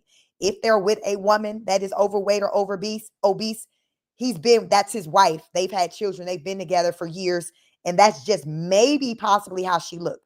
But even then, a lot of times those men, their wives still aren't going to have that type of weight on them because of just the lifestyle where she already understand. Listen, this is not what we do. We got too much money to listen. Go on to that gym, especially if she's an at-home mom or wife. A lot of times, men who six-figure plus earners, they're women, and if they're women, do not work. Then women are in the gym. The kids at school, they with the nanny, whatever. But those women, they're looking very different. They're showing up in the world looking away, looking like they got money, looking just like, because a lot of times I feel like I hear in Africa, like women who are bigger, like it's a sign of like with that you got money, that you, yeah. Whereas in America, y'all, we ain't looking at no big woman and say, "Ooh, she got money, she get into the bag." We're not looking at big women like that. So in America, more so, what I've come to see, the mindset of when we see a big woman is more from a poverty-stricken place. Yeah, it's like, oh wow, of a lack of a lower, somebody who's just a lower economic class. And the women who do like make a good amount of money, and if they are larger, we'll see them, they'll have their expensive purses, their weaves, their wigs. They'll look like money. They'll dress a certain way. But a lot of times them same women, they be single as a dollar bill. They ain't got no man, no husbands. And a lot of it is rooted in, yes, you got some money, but from an aesthetic standpoint, your body ain't, it's not. A lot of times those women who's getting to the money, they're wanting to be with men who are also getting to the money. And those men who are getting to the money have options. And when a man has options, more often than not, he's not going to out the gate opt for the overweight woman if he got options. If he has options, he's not choosing to be with someone 250 versus someone, let's just say 150. He ain't doing that. He not, now wifey can morph into 250 after he done locked her down and had kids. But out the gate, this six-figure earner is not coming and walking up on the 250 woman talking about, how you doing, beautiful, can I take you out? That is not happening in high numbers. It's not happening. So for a lot of the Black women who aspire to date outside of their race, that's their weight is a factor, because a lot of times these men and from other cultural groups, they're not interested in being with a woman that size, especially the white man. The white man, he's not interested in just out the gate wifing a woman who's already thick-witted like that. White men as a collective, it's not a big notion on curvaceous. Y'all know a lot of times them white men, they wives, they don't be having, they're more so known as like boob guys, not so much butt men. So the butt and the hips, that's not really a thing that you hear that white men are going for. They like you see this woman on the screen, it's like a Black woman looking at her skin. They like more of a woman like that, that's just kind of up and down, stick like, and maybe she got a rack up top. That's about it. The average Black woman does not look like this woman on the screen. That's not the average Black woman's body. But more often than not, the white man that dates the Black woman, the white man who has money that dates the Black woman, her body is going to look more in line with that type of Black woman. That, and a lot of these Black women who aspire, say, to be with a white man, their bodies aren't like that. Their bodies are the type of bodies that get the attention from the Black man that they don't want. Not even the Black six-figure Black men. Their bodies is getting the attention of that Black man who hanging on the corner, who hanging out at the gas station talking about, what's up, shorty? What's your name, little mama? Like, it's a different. That's why I say I've come to notice that men in certain communities and from a certain social class, they move differently and they gravitate to certain types of women. And here's the thing, that six-figure, seven-figure man, Black man, he may lay with and play with that plus size woman, but is he wifing her up? So a lot of times women will get it confused and think that just because a man is laying down with them, that equates to their desire in that type of level to where their body don't make a difference. It makes a difference, because just because a man will lay with you and play with you does not mean that he's going to wife you up. People have to come to understand that. And a lot of people don't understand that. So they just continue to get the results that they getting, which is not being taken seriously, not meeting the family, not getting the ring or the proposals, that part. So listen, when you know, you got to peep game, pay attention. The type of man you're interested in, pay attention to the type of women that get his attention, and pay attention to the type of women that are getting taken seriously and that are getting the ring. Pay attention, study it like anything else. As I say, if you're dating the dating market, study dating like you would study maybe the job market, or you study getting your degree or education. It's the same work that goes in it. I've been out the game for many years. I've been married 20 years this year. Been my husband for a total of 24 years. I've been out the game for a very, very long time, but I'm a studier. I pay attention, and I'm surrounded by people whose lives mostly don't look like mine, meaning they're not married, or if they were married, child, was like for a split, a hot second. Listen, they was in and out within the first 4 to 6 years. So I've listened to a lot of people over the years talk about their experience when it comes to dating. I've paid attention. I've been in conversations with men and women. I'm heavy in YouTube and listening to the reaction channels, listening to the things that people are saying. And I really feel like with the Black woman, a thing that collective of Black women have going against them is the excess weight. I truly feel like that is the problem. I feel like if women got their weight under control, they would have more options. I've yet to hear a woman who lost a good amount of weight say that their dating options as a smaller woman is worse than what it was as a larger woman. I ain't never heard it.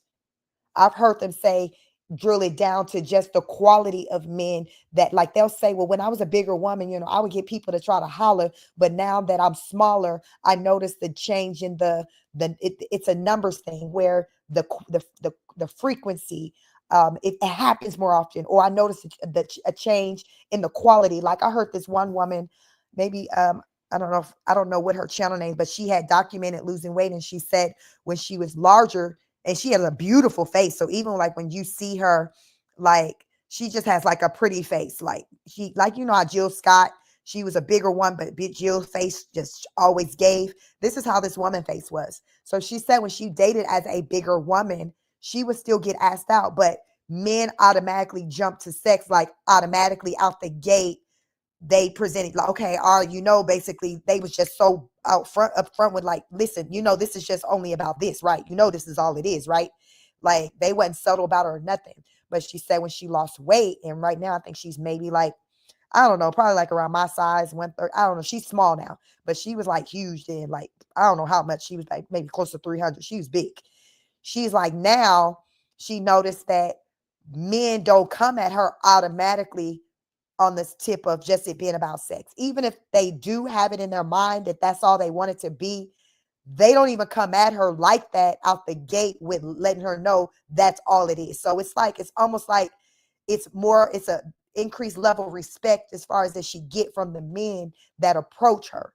And then the numbers as far as like the frequency, the quantity of how often, somebody's showing interest in her has increased. Now, she's saying now when it comes to overall with the quality and still dating, yeah, it's still a lot of trash men out there, but she did acknowledge that she has more options. There's more to choose from because she's now able to weed out men from different socioeconomic classes, because she can weed out the men who get into the money because she's smaller, so she's getting their attention, and she can weed out the ones who just the dusty ones that's just trying to do whatever it is the hell they trying to do. So she has more of a pool to weed through. So in that regard, she got a work cut out for her because it's more nonsense she got to kind of sift through. But everything is in the numbers. So in order to get to the good, you got to have like a good pool to choose from. So from a quantity standpoint, the quantity is there. So it increases the chances of her being able to, find that gem, that's somewhere in that sea. But that's what I want to point out to you, ladies. Don't disregard your bodies and downplay that, in your experiences as you're dating, because I do know that most women who are single and they're dating, they're saying, I'm looking for somebody, they do have an issue with their weight. So just want to put that there. Hey, what's up, Karen? Welcome. Hey, bless up. How y'all doing? Welcome. Thank you all for joining me this Thanksgiving.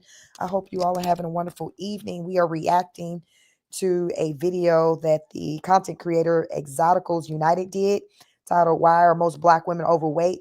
So she was hitting on a lot of points, and I just want to come on and go live and just um, give my thoughts, my psychoanalysis on it all, because I talk about it on this channel sometimes, when I do my live workout videos. So some of you may not be familiar with that content and, heard me speak while doing my live workout videos, but I talk a lot about the importance of just maintaining a healthy body size. And it definitely opens up doors for you and increase your options, and heavy on the mental health. It definitely impacts the mental health. People who look good tend to feel good. A lot of times when you're not looking good, you don't feel good. When you don't feel good, you don't look good. Y'all, that goes hand in hand. But let's get back to this video. Fair use.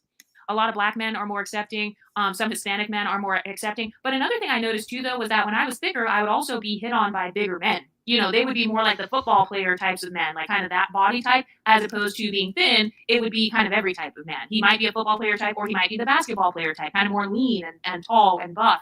So that's another reason why some black women don't want you to lose weight, because there is a correlation, in my personal experience, between your body type and the body type of a man you attract. So like I said, a lot of them are black male centered or white male centered, and a lot of big girls actually fantasize about getting with a man who is in shape. So it doesn't mean that he has to be the most in shape man in the world, but generally speaking, whenever I talk to women who are obese or thick, and then I start asking her, hey, what's your dream guy? Who's your celebrity crush? They will start naming football players who are literally in shape. So I want to stop there. I have yet to meet a black woman who's okay with, when they say, with dating a man who's like overweight, out of shape. Like, they always want the fit guy. And that's always been so crazy to me, because it's like, how, Sway? Like, I've heard bigger women say that they want no parts, nothing to do with a man who's bigger, who has the belly, who's overweight. Child, they want these fit Tyson Beckford looking, like Idris Elba, Boris Kojo looking men. She is so right. And it's just like, dang, like, I don't even be hearing like the smaller skinny girls be that stuck on it the way I'll hear like the bigger women like be stuck on like how that man's body need to look. And it's just like, okay, so when I get in conversations with these women, sometimes, I'll point out, okay, well, that that man has to desire you too, and he has a choice in this matter too. And it does matter with what type of woman he like. Do he want a woman who has the excess weight? Like, so how it can't be just on what you want in a man. You got to think about, okay, what is this man wanting? That's why I say, ladies, you got to do your research. These type of men that you desire, what type of women do they desire? Have you stopped to ask them? Are you that woman? Because I feel like a lot of times women can be delusional, and they'll look at this whole dating thing from just like one-sided and just from their point of view, and not factor in that the man has a choice in it too. Does this man want a plus size woman? You let it be clear that you don't want a plus size man. Okay, well, a lot of men don't want a plus size woman. So where we going? And I've heard women, they feel a certain type of way if a man ain't checking for them, and they feel like, oh, they're just superficial and this and the third. So if a man has options, he's superficial. But if you got options, or you got your preferences, or then it is what it is. Like, so you got to make it make sense. It has to be even, it has to be balanced. And I think a lot of times, heavier women, that's where the delusion come in, because it's just like, I can be this way, but he can't. And it just is what it is. I literally heard him like, well, I know it sounds crazy, but I just don't, I mean, it's just what I like. Like, they'll say it. Have y'all watched any of the Kendra G? She has a YouTube channel. She does like these dating hookup things. And I think she's a big radio jock in Houston, but she has like the Kendra G dating show. And child, like, these women, I don't be watching it regularly because it's just too much. I might catch some viral clips that go around, because it's a delusion for me. And more often than not, I find that a lot of times these women that'll come on there, and they're seeking all of these things from a man, and it's in the things that they're seeking, the type of man they want, it's going to be a man with options, and this man is not going to opt for the type of woman that they are, being that with their body type, usually they're overweight or obese, or they got a good number of kids, So, but it's just always just about like, okay, well, yeah, I know that I'm coming with this, that, and the third, but like it is what it is. But he better have this, he gotta have this, and that. And it's just like all these rules and regulations centered around like how this man need to show up for them and what he need to look like. But when it comes to, okay, well, what you going to be doing, it's just little to none. Like, okay, I'm just bringing me. Yeah, I mean, I ain't got no plans with losing weight. Listen, I'm fine. Like, it's the delusion for me. And it'd be the same people wondering why they're still losing in that part of their life, because they don't live in reality. The reality is, women, a lot of you are overweight or obese, and you need to get it together. And unfortunately, a lot of the women who are overweight and obese and they are in relationships with men, a lot of times those men don't have a lot to offer, meaning resources, money or resources. So that woman who is larger, she's coming to the table with those things that that man may want or need, such as shelter, needing a roof over the head, food. That big woman can cook, but y'all, I know my share of big woman that can't cook. But the assumption that the big woman can cook, is another assumption with a big woman, is that she got a good job, she has good credit, that she gonna help a brother out. So big woman has that reputation, whereas a smaller, skinnier woman, it's more so, they a lot of times will have the reputation of um, being kept, or okay, I got to make my money, got to be up if I step to her, even if that may not necessarily be the case, because they're just assuming, but they just automatically think that, okay, I may not be able to afford her or whatever. They'll have this mindset, just like they'll have an assumption about the big woman. So a lot of times there's just assumptions that come with, looking a certain way, and smaller women get it as well as big women get it.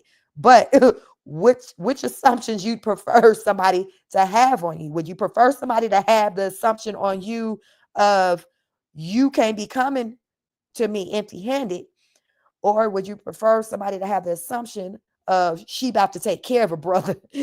she got me, so because people gonna be coming with their thoughts, they preconceived notions about you. So again, as I like to say, we all are a walking brand. We have control over how we choose to show up in this world. So if you are showing up over and obese, that's in your hands. I do recognize that there are some people where it's a medical matter, reason as to why they look in the way they look. But child, that is not all of y'all. With this 83% of black women being overweight and obese, you is not finna sit up here and play in my face on Diddy's internet and try to convince me that the bulk of them people are dealing with health issues, which is why they're overweight. No, the bulk of them people are dealing health issues as a result of being overweight. Clock that T. That's the real deal. That is the reason why a lot of black people are enduring like health issues. They got too much weight. They got all that excess weight in their gut. They're carrying it. It's too much weight on their limbs. Their back is bad. Child, they got all kinds of, listen, we ain't gonna get into all that, but y'all know it's so much going on. You hear it, you see it in your families. You just look around and to see the people in your communities, and you see how they moving. You seeing them in wheelchairs moving around in the grocery stores, and they biggest. You see it. You see it. These people at home getting it in, they just eating. These people getting it in. They treat Thanksgiving like Thanksgiving is 365. And that's like what I said when I moved to the South. Thanksgiving is 365 versus me coming from California. Thanksgiving was just one day. So people ate that way just on the holidays. Those 3 4 day holidays throughout a 12 month, throughout the 12 months, like it makes a difference with how you look, with how you eat, how you cook. I don't cook like I'm from the South. I don't eat like I'm from the South. I never did. My husband isn't a country man, so I think that kind of worked in my favor, to where I didn't marry a man to where it was about cooking, where some women, you're taught that, oh, you better learn how to cook, you need to do this, you got to feed your man this and that. I didn't marry a man from the South. I got married at the age of 24. So like it was never about food. He's not a Southern man. So that wasn't something on his list to where it was heavily talked about, or this prerequisite when he was looking for a wife. Now I did, over the years, learn how to cook. I know how to cook. I cook, but our relationship, my way to his heart wasn't through at the dinner table, like some women may do. They cooking all the time for their man, and this is how they getting their foot in. That is not what happened with us. It didn't move that way. But again, neither one of us were from the South. We were both from California, and we just met in the South. So we both come from just different a different background than the Southern, thought process or culture. We come from the West Coast, which is very different. So I guess that did work out for me with connecting. And maybe that's why I connected with him, because it wasn't like certain expectations that may come from, say, a man in the South who, wants his woman, barefoot, pregnant, in the kitchen, whatever that may come. I don't know. I'm sure a lot of Southern men ain't wanting all of that. But what I'm saying is that that's what you get when, visibly, when you see a lot of women in the South where I'm at. You're seeing these women, they got these babies, they got these kids, they thick with it, they fat, they beyond thick with it, they are packing. And a lot of them, they had their husbands and stuff, and a lot of them, the husband, he got that weight on them too. So you line up with who you like, who you connect with. And I happen to connect with someone who was from where I originally was from.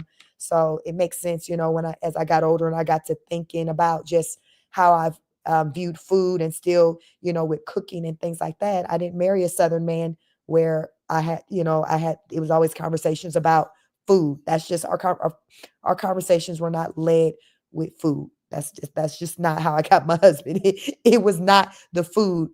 It was more so, if we want to keep it real, it was rooted more so from the physical attraction of what I look like. Like that took precedence over some food, like what I looked like. And then, you have to, because that's going to be initial attraction to someone when you first see them. Then after that, you get into conversations to see if you vibe. So yes, food wasn't it, but my physical, my appearance, my looks, how I looked, carried myself, that was where it counted. My moral compass, like that's where it counted. But it was not about the food. It was not about the food. And hell, as skinny, as small as I looked, you can look at me and tell, that's not what you was finna be getting up out of me at 24. We met when I was 19, right before I turned 20. So looking at me, I was so small. You wasn't looking at me thinking, oh shit, I bet she can throw down. She about to hook a brother up. No, that was not your thought. Your thought was gonna be, oh wow, she's cute, she's pretty. Like that was what your thought was when you seen me at 19. That's what it was. So if you was on trying to have somebody cute on your arm, I was your girl. If you was on trying to have somebody hook you up with Sunday dinners, that wasn't me. That is not what I was given. That was not what I was given. So the question is, what are you giving, ladies? What are you giving when you step outside of your home and go out into the world? Are you giving, listen, I got you. I'm going to feed you. I'm going to put food and shelter. I'm gonna give you food and shelter and clothes. I got you. Like, is that what you giving when you step out? Because a lot of people, you ladies, that got that extra weight on you, that is what it gives. It gives all of that, like you're a savior. Are you giving? I can be your savior. Think about what you're giving when you leave the house. Let's get back to this video. Like, share, subscribe. Welcome everyone. Fair use. They might be a little bit padded, but they're still definitely in shape. They definitely have like muscle tone or whatever. So a lot of big women, they still fantasize about getting with men who are fit. And so they know that you, as a woman who is fit, you're more likely to attract a man who's fit because, number one, you guys would have more things in common. If you're fit and he's fit, you guys can go running together. You can go biking together. You can go hiking together. I noticed that, like, for me personally, comparing when I was thicker to being thinner, like when I started to get thinner, because I was only thick for maybe like a few months, I immediately lost the weight back off because I was like, oh my God, no. But I noticed once I lost the weight back off, I would be in the produce section at Whole Foods, and like maybe a guy would walk up to me or something, and he would also be in shape, and then he would start asking questions like, oh, what do you think of this trail mix, or what do you think of this salad? So there's a different type of attention that women get when they're at a healthy weight versus when they are obese. I feel like a lot of women who are very big are used to being fetishized, because there are a lot of people who actually fetishize women who are big. And if you don't believe me, all you have to do is just look at the porn industry. A lot of times when they are showing big women, they have a specific way that they market big women, is what I'm trying to say. If you watch my Decentering Men content, you guys know that my psychological theory on men is that their beauty standards and sexual standards are based on Hollywood and porn, okay? So however big women are represented in Hollywood and porn, whatever their collective image is in those two areas, and on social media as well, that's going to be kind of the general subconscious way that men are going to react to you. Because I also believe that a lot of men are sheep and followers, and that they don't think critically. And so a lot of women who are big, they actually get dehumanized. And there are studies that back this up, by the way. A lot of big women, they get dehumanized in the workplace. They get dehumanized in the dating market. I've actually heard some horrible stories about women feeling completely invisible because they're big.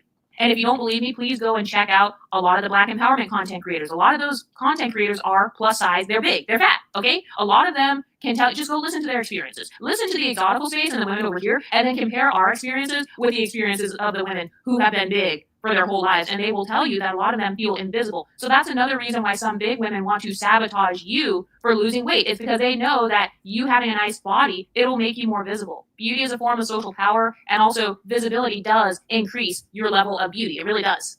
This is how beauty trends are started. They're started based on visibility. So like, if you are losing weight and your body looks like a Fashion Nova model, or you look like an IG model or something, or you look like a runway model, if you look like Naomi Campbell or something, you can't convince me that you're not going to get any attention, or that people aren't going to make positive comments about your body. That's another thing. A lot of women who are fit, they get a lot more micro validation about their body, and I can tell you this from experience. Like, the more in shape I get, and then especially if I wear a belly shirt, when I go out to the grocery store, or like when I go to the spa or something, people will actually comment on my actual body, and they will say, I want your stomach, or I want your legs. A lot of obese women, they don't have people saying that. They don't have people telling them in the grocery store, I wish I had your stomach. I wish my stomach was the size of a watermelon. Oh, I wish that I was the size of a refrigerator. I wish I was built like a linebacker. No, they don't have people telling them that. And if they say that to you, they are lying.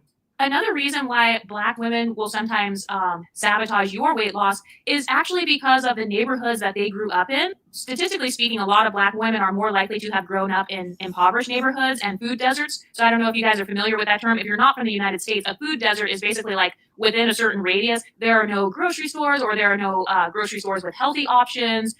So for example, if you look at where they create Whole Foods stores and where they put Trader Joe's, they always put it in a nice neighborhood, because there literally is a correlation between people who live in food deserts and their health outcomes. Like, have you ever lived in a neighborhood where all they have is like a bunch of McDonald's and Popeyes and like, basically unhealthy stuff, like this cheap fast food? A lot of Black women have actually grown up in environments where they grew up on fast food. And don't even get me started on child development and how, children who eat a lot of fast food and they lack protein in their diet, it actually affects their brain, it affects their outcomes in school. I mean, there are so many different types of intersectionality when it comes to this. But for a lot of Black women, they did grow up in a food desert. And so they think that their life is normal. They think it's normal to eat Popeyes every day. They think it's normal to eat Wendy's and Burger King and Taco Bell. So as I talked about with these men, like I've noticed with social economic classes with men and the type of women that they date, or say these men who are six-figure earners in white collar jobs, if they are married, a lot of times their wives, their women, they're small frame. And I talk about, because she talked about the communities within with lots of times, if you're a six-figure plus earner, like, you're going to live in a community with other people who make that type of money. And she said, like, they're going to have more of the healthy food options in that area. So their wives, or the women in their life, if they're not working or working, they have options to those healthy places to go to, like those really nice gyms and spas, the Whole Foods, Trader Joe's. Like, this is just like literally walking distance just within their communities. Whereas women who live, say, in more of the say Black communities, you don't have that. That's not how the setup is. You're not getting all of that. And I have to wonder if maybe too why some places aren't building those type of establishments in those areas is because they feel like, okay, well, we're not going to really get the traffic and get the customer, the sales like that, because this is not the type of food that they like or they will appreciate. So when these companies think about, environments and zip codes to put their businesses in, I'm sure they're thinking about the geographics of the people and what type of things that those people typically consume. So it doesn't make sense that probably somebody who, say, you can set up, have a Trader Joe's franchise, and you're going to go into, like, say a Black community where there's a large percentage of obesity. For them to go in that community, I don't think that they would be so quick to set up shop there. I think they would think along the lines of, okay, people aren't going to really come and really do business in our stores like that, because this is really not, it doesn't line up with just kind of their lifestyle, with how they eat or view food. So I think that has something to do with it too. But I also think just to create balance, I think that the community should have some place at least, to go to get that option that's still with somewhere within a good vicinity within the community, even if it's not a lot of options, something, uh, because you're going to have some people who are interested in eating more healthy. Because remember, I said it's about 10% of us. It's a small percentage of us who do maintain a healthy body size. So there are some of us who are who do think about the quality of food, eating healthy and things like that. And I'm not going to hold you. I'm not really one of those people who go hard in, I don't be going shopping in Trader Joe's, Whole Foods. I don't. I'm just going to let you know that now. Again, with my lifestyle, what works for me, it's just about me exercising regularly, meaning at least 5 to 7 days a week, and then um, eating in moderation, eating smaller portions. That's for me. I eat salads as a side with some, but it's rare that I'm eating salad and that's just my meal for the day. Like, I'm not gonna do it. A salad is a side for me. But I I just put thought into, okay, everything that I'm going to consume, am I going to have some greens anywhere? So that's kind of how I think. And then I think about, okay, so for this non-healthy food that I'm about to consume, how much of it am I going to eat? If it's a burger, okay, will I eat all of it? Will I eat half of it? So this is how I approach food, and it works for me. It works for me. But some people feel like it may need to just remove things altogether. So it just depends on where you are, how you view food. Food has never been like a problem for me. So I've had a pretty healthy relationship with food throughout my life.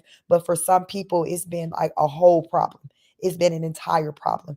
And I get it. And I get it. So for those of you, I definitely encourage you to seek out answers from those who may know more than you, like your doctors, your personal fitness trainers, nutritionists, uh, maybe people on the internet, content creators who have, fitness channels, things like that. There are plenty of places to get answers to questions you may have pertaining to just your fitness journey. Their answers are out there. Ask and you shall find. You just have to seek them out. You have to seek them out. So again, take pride in what you look like. You are a walking brand. When you look good, you feel good. So if you're not feeling good these days, I challenge you to work on your body. Just start exercising, get into yourself. It's awesome for mental clarity.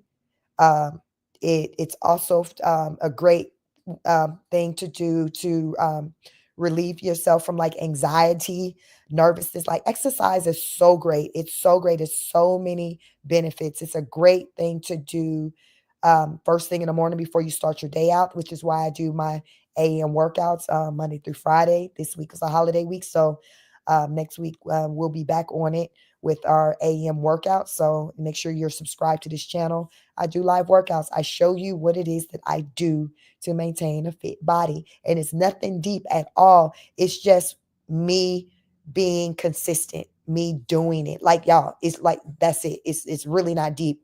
I promise you, if you all see the exercises that I do, most of you will be able to do it. Now, initially, you may be out of breath. You're kind of tired because guess what? You have to build your endurance. That's anyone, everyone's been there at some point. I was there. Just this summer, I was there. You got to build your endurance. But I'm used to doing this. So my endurance may be better than yours, where I can kind of go longer than you, but that's okay. You keep at it. You'll get better over time. You'll get better over time, and you'll find you're able to perform the exercises easier without losing as much breath. And you'll feel proud of yourself, because as you continue to work out over the days and the weeks, the months, you'll notice that not only will you feel differently, you'll feel better, you'll notice the change visibly in your body. It's science. You cannot possibly just work out consistently, adjust the quantity of food you're consuming and not see results. It's basic science. The goal is to burn more calories than you consume. Follow me and I can show you how to do that. So thank you for joining me tonight. Make sure you like the video. Let's get back to this video as we're reacting to the video, Why Are Most Black Women Overweight? Happy Thanksgiving. every single day. Black people as a whole, if I'm not mistaken, I believe that the African American community is like we're the biggest consumers, or like Black people in general are the biggest consumers. So if you live in a food desert and then you go on your Instagram and all you see is like mukbangs and you see people like doing reviews of like Popeyes and I don't know, hot Cheetos or whatever, there's a reason why they have stereotypes about people eating hot Cheetos for breakfast in the hood. It's because a lot of people who are from the hood, they are literally living in a food desert. So the closest place for them to get groceries is a gas station. It's the convenience store. It's the liquor store. So a lot of women who try to sabotage you, these are women who grew up eating the hot Cheetos for breakfast. They grew up eating Twinkies and donuts and, 7-Eleven. And don't get me wrong, I love 7-Eleven. 7-Eleven is my shit, okay? On 7-Eleven, on July 11th, I always go to get the free Slurpee, but a lot of these women, they grew up eating this stuff, and so they actually have like this psychological, it's almost like the gas station food has sentimental value to them. Like they have an emotional connection in some cases with the convenience store. And I know this because, if you date. This must be a geographical place. Because, child, when I say I don't know nothing about eating out no gas station, now, I'm from California. 7-Eleven was huge. Child, I didn't even know it was a thing that on 7-Eleven, July 11th, you get a free Slurpee. But I grew up going to 7-Elevens, and it was just about the Slurpee experience, not the food experience. But remember, I'm from California. I live in Georgia. 7-Eleven is not a thing here in Georgia.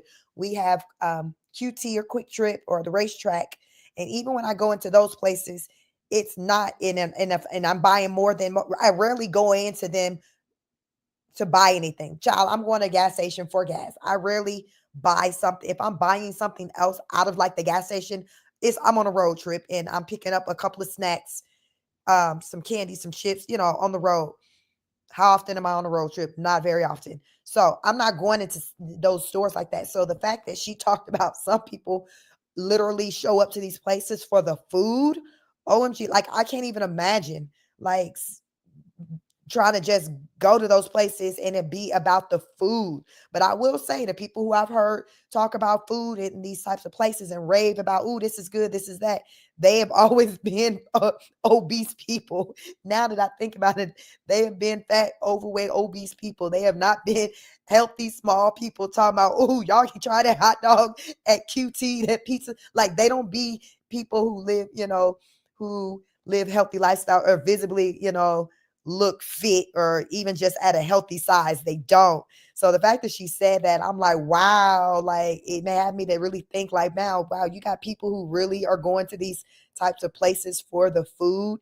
And y'all already know, like, that's trash type food that's in there. My thing is, like I said, I eat whatever I want. I'm good for a hot dog, a hamburger, whatever, but it's in moderation. I'm not throwing down food like that daily.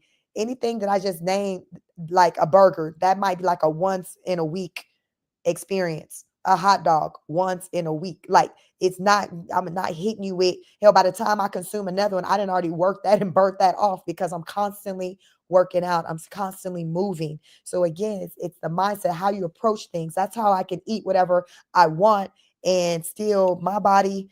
I would say this woman say on the screen right now, this would pretty much be like how my body looks.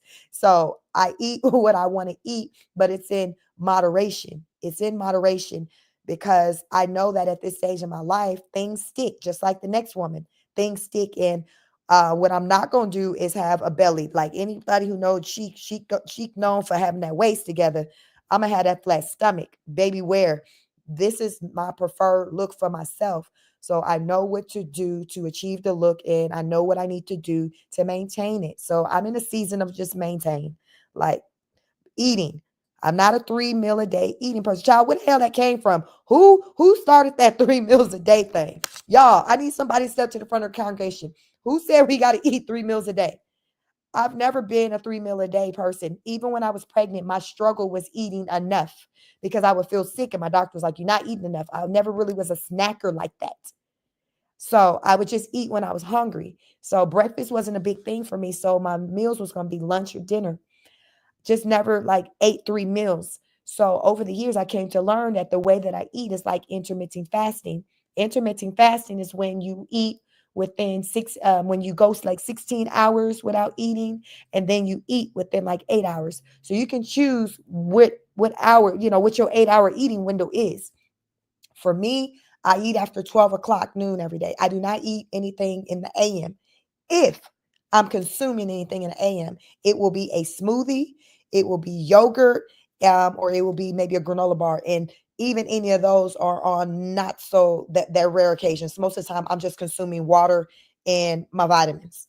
That's it, child. That's all I'm doing in the AM. And those things that I named that I may consume in the AM, that's not even like food other than like a granola bar. That's just if I'm up on the road, happen to be driving into the office, or I'm on like a road trip. But most of the time I'm at home. I'm working at home. So when I'm at home, child, I am not leaving out the house to go get no meal for breakfast. And I dang sure ain't trying to go in the kitchen and throw down and make some breakfast, because guess what? I'm gonna be tired if I try to go in there and try to eat like a hot breakfast. Like, I guess I'll probably be okay with oatmeal, but like if I eat a hot breakfast, I like breads, y'all. That's my thing. I love bread. So I'm a pancake person. I'm a waffle person. I love, well, I used to love the French toast recipe at Cracker Barrel, but they done some other stuff and messed it damn up. I need to figure out who the hell told them to change it. But anyway, that's neither here or there. But I love my bread. I love bread. I love Olive Garden experience for the bread. So because I know that I can't eat that food in the morning when I know that I got ish to do, when I know I got to have a productive day, because it's going to make me feel tired. How many of you all, sometimes you eat certain things and immediately your body feel different, like you feel lethargic, like you feel like you don't have no energy. That's not comfortable. I don't like feeling that way when I know I got ish to get done. Now, the holidays are here. People eat more than normal. So if it's a holiday and I know I'm just around the house, I'm eating, that I'm okay if I start to feel that way. But I still don't even really want to feel that way. I don't like to feel just super full. Like today, even when it been Thanksgiving, I was conscious about not wanting to eat so much, where I just felt miserably full. And a lot of times we will do that just because food is there. So we're just eating it, the food, the pastries. We just going in just because it's there. Like, it's just like, what else to do? It's there. So that's how we eat. So you have to be kind of more conscious about it, to where like today I'm like, okay, I don't want to, let me monitor how much I'm consumed, because I really just don't want to just go ham just cuz. So it's just, how we approach food, like our relationship with food. We all have a relationship with food. How is your relationship with food? Is it healthy? Is it healthy? Are you happy with your relationship with food? Are there things that you would like to change? Are you willing to change them? Are you ready right now to change them? Because that's where it starts. Remember, it starts in the mind first. Welcome, welcome, welcome. Please like the video. Let's get back to this video. Why are most Black women overweight? Psychoanalysis. If you date Black men, or if you have Black family members, or if you go back to your hometown, they will actually tell you, oh, hey, let's be nostalgic. A lot of Black people tie nostalgia to unhealthy foods. So I know this myself. I know this because with my dad, he would take me to get like all the little Hostess, like all the little pies and like ding dongs and stuff. My dad actually used to take me to get those things. He used to take me to like the little bakeries or the places where you can get the little apple pies and stuff. So even I have a nostalgic, positive relationship with some of these unhealthy foods. And that's the case for a lot of people in the Black community. Maybe they grew up to where in their Baptist church, all the little kids in Sunday school, maybe they all got the Hostess ding dongs, or maybe they all ate like Twinkies and stuff, or maybe they ate hot Cheetos. Maybe their uncles used to bring them back hot Cheetos from the gas station. I know that I have cousins and stuff, and I used to get excited when my older cousins would bring back some hot Cheetos or like just random stuff from the gas station. So it's almost like this nostalgic connection that African Americans have to these unhealthy foods. And there's nothing wrong with having positive memories. That's a good thing that you have positive memories. But I do feel like in a lot of Black households, they're not taught as much about moderation. And this as people who are Black adjacent on this channel, this because if you go to the cookout and look at the serving sizes that they put on the plate, or, if you look at some of your own family members, they don't have moderation. And I mean, this is true for a lot of Americans in general, but if you look at like how much food they put on your plate, in fact, Black people will get mad if they go to a restaurant and they have small serving size. I've literally seen Black people get pissed off because restaurants give them a small serving size, and they will literally say that they got ripped off because they didn't get 3 servings of mac and cheese instead of just 1. And so a lot of this stuff, these are actually, I call them cultural disadvantages in terms of weight loss. I believe that every ethnic group has different advantages and disadvantages. Okay, so one of the disadvantages in the African American culture is obviously, the food. How many of you all grew up in households where you have to clean your plate, meaning you couldn't get up, leave the table unless you ate all your food? I know I did. I did. Remember, I was a foodie, so my siblings or cousins, they knew I liked food, so they knew they couldn't get up unless they ate their food. So they'd give me their food because they knew I like to eat. So I'll eat their food. And because I just loved, I wasn't the type of kid that went outside and played a lot. Like I used to like to eat. So even when I did eat a lot, I was still small. I wasn't a fat kid, but I was thicker than my sisters who were like twigs. But I had like some thickness, some weight to me. And then I had a little pop belly. I was a good eater. I was a good eater. So this was my body as like up until I was maybe like 10, like going into middle school. So then once I got into middle school, then that's when I stopped kind of focusing on food as much, developed other interests, talking on the phone, boys, going through the puberty and things like that. So then by the time I got in high school, child, I swear I was barely over 100 pounds. So I became smaller than my sisters. But it's just as I got older, I stopped, being consumed with just being in the house and just eating and watching television. Food wasn't a focus. So a lot of you too, where food is a focus for you, a lot of you may not have other things going on in your life. A lot of times people will eat out of boredom, where it's just like there's nothing else to do. So you're just eating. How many of you that may just find yourself just eating stuff because it's just like you're just sitting doing nothing? Or maybe you're watching a movie and you just start eating. You just going in, or you're eating because like you ain't got nobody. You single, you at home, you lonely. So you're just eating. Like that makes a difference. Like I notice I actually eat less when I'm doing a lot of content creation. So I have 2 channels. So this is my main channel, Chic Speaks, but I also have a second channel, Chic Speaks on it. And it's a reaction channel with just reacting to just everything non-health related. So this is like my health channel. But I'm busy. So some days, I'm knocking out content from both channels, or I may do like a early to mid afternoon, like live. So I end up remember I said I don't eat breakfast. So my lunch may easily end up being around 3 or 4 o'clock. That's close to dinner time. So if I eat that late, like that's all I'm consuming for that day. But that's because I was so busy. So a lot of times, you may be eating because you ain't got nothing going on. What do you have going on? Find something to do where you're not sitting and thinking about food, thinking about your next meal, where you're feeling like you're bored.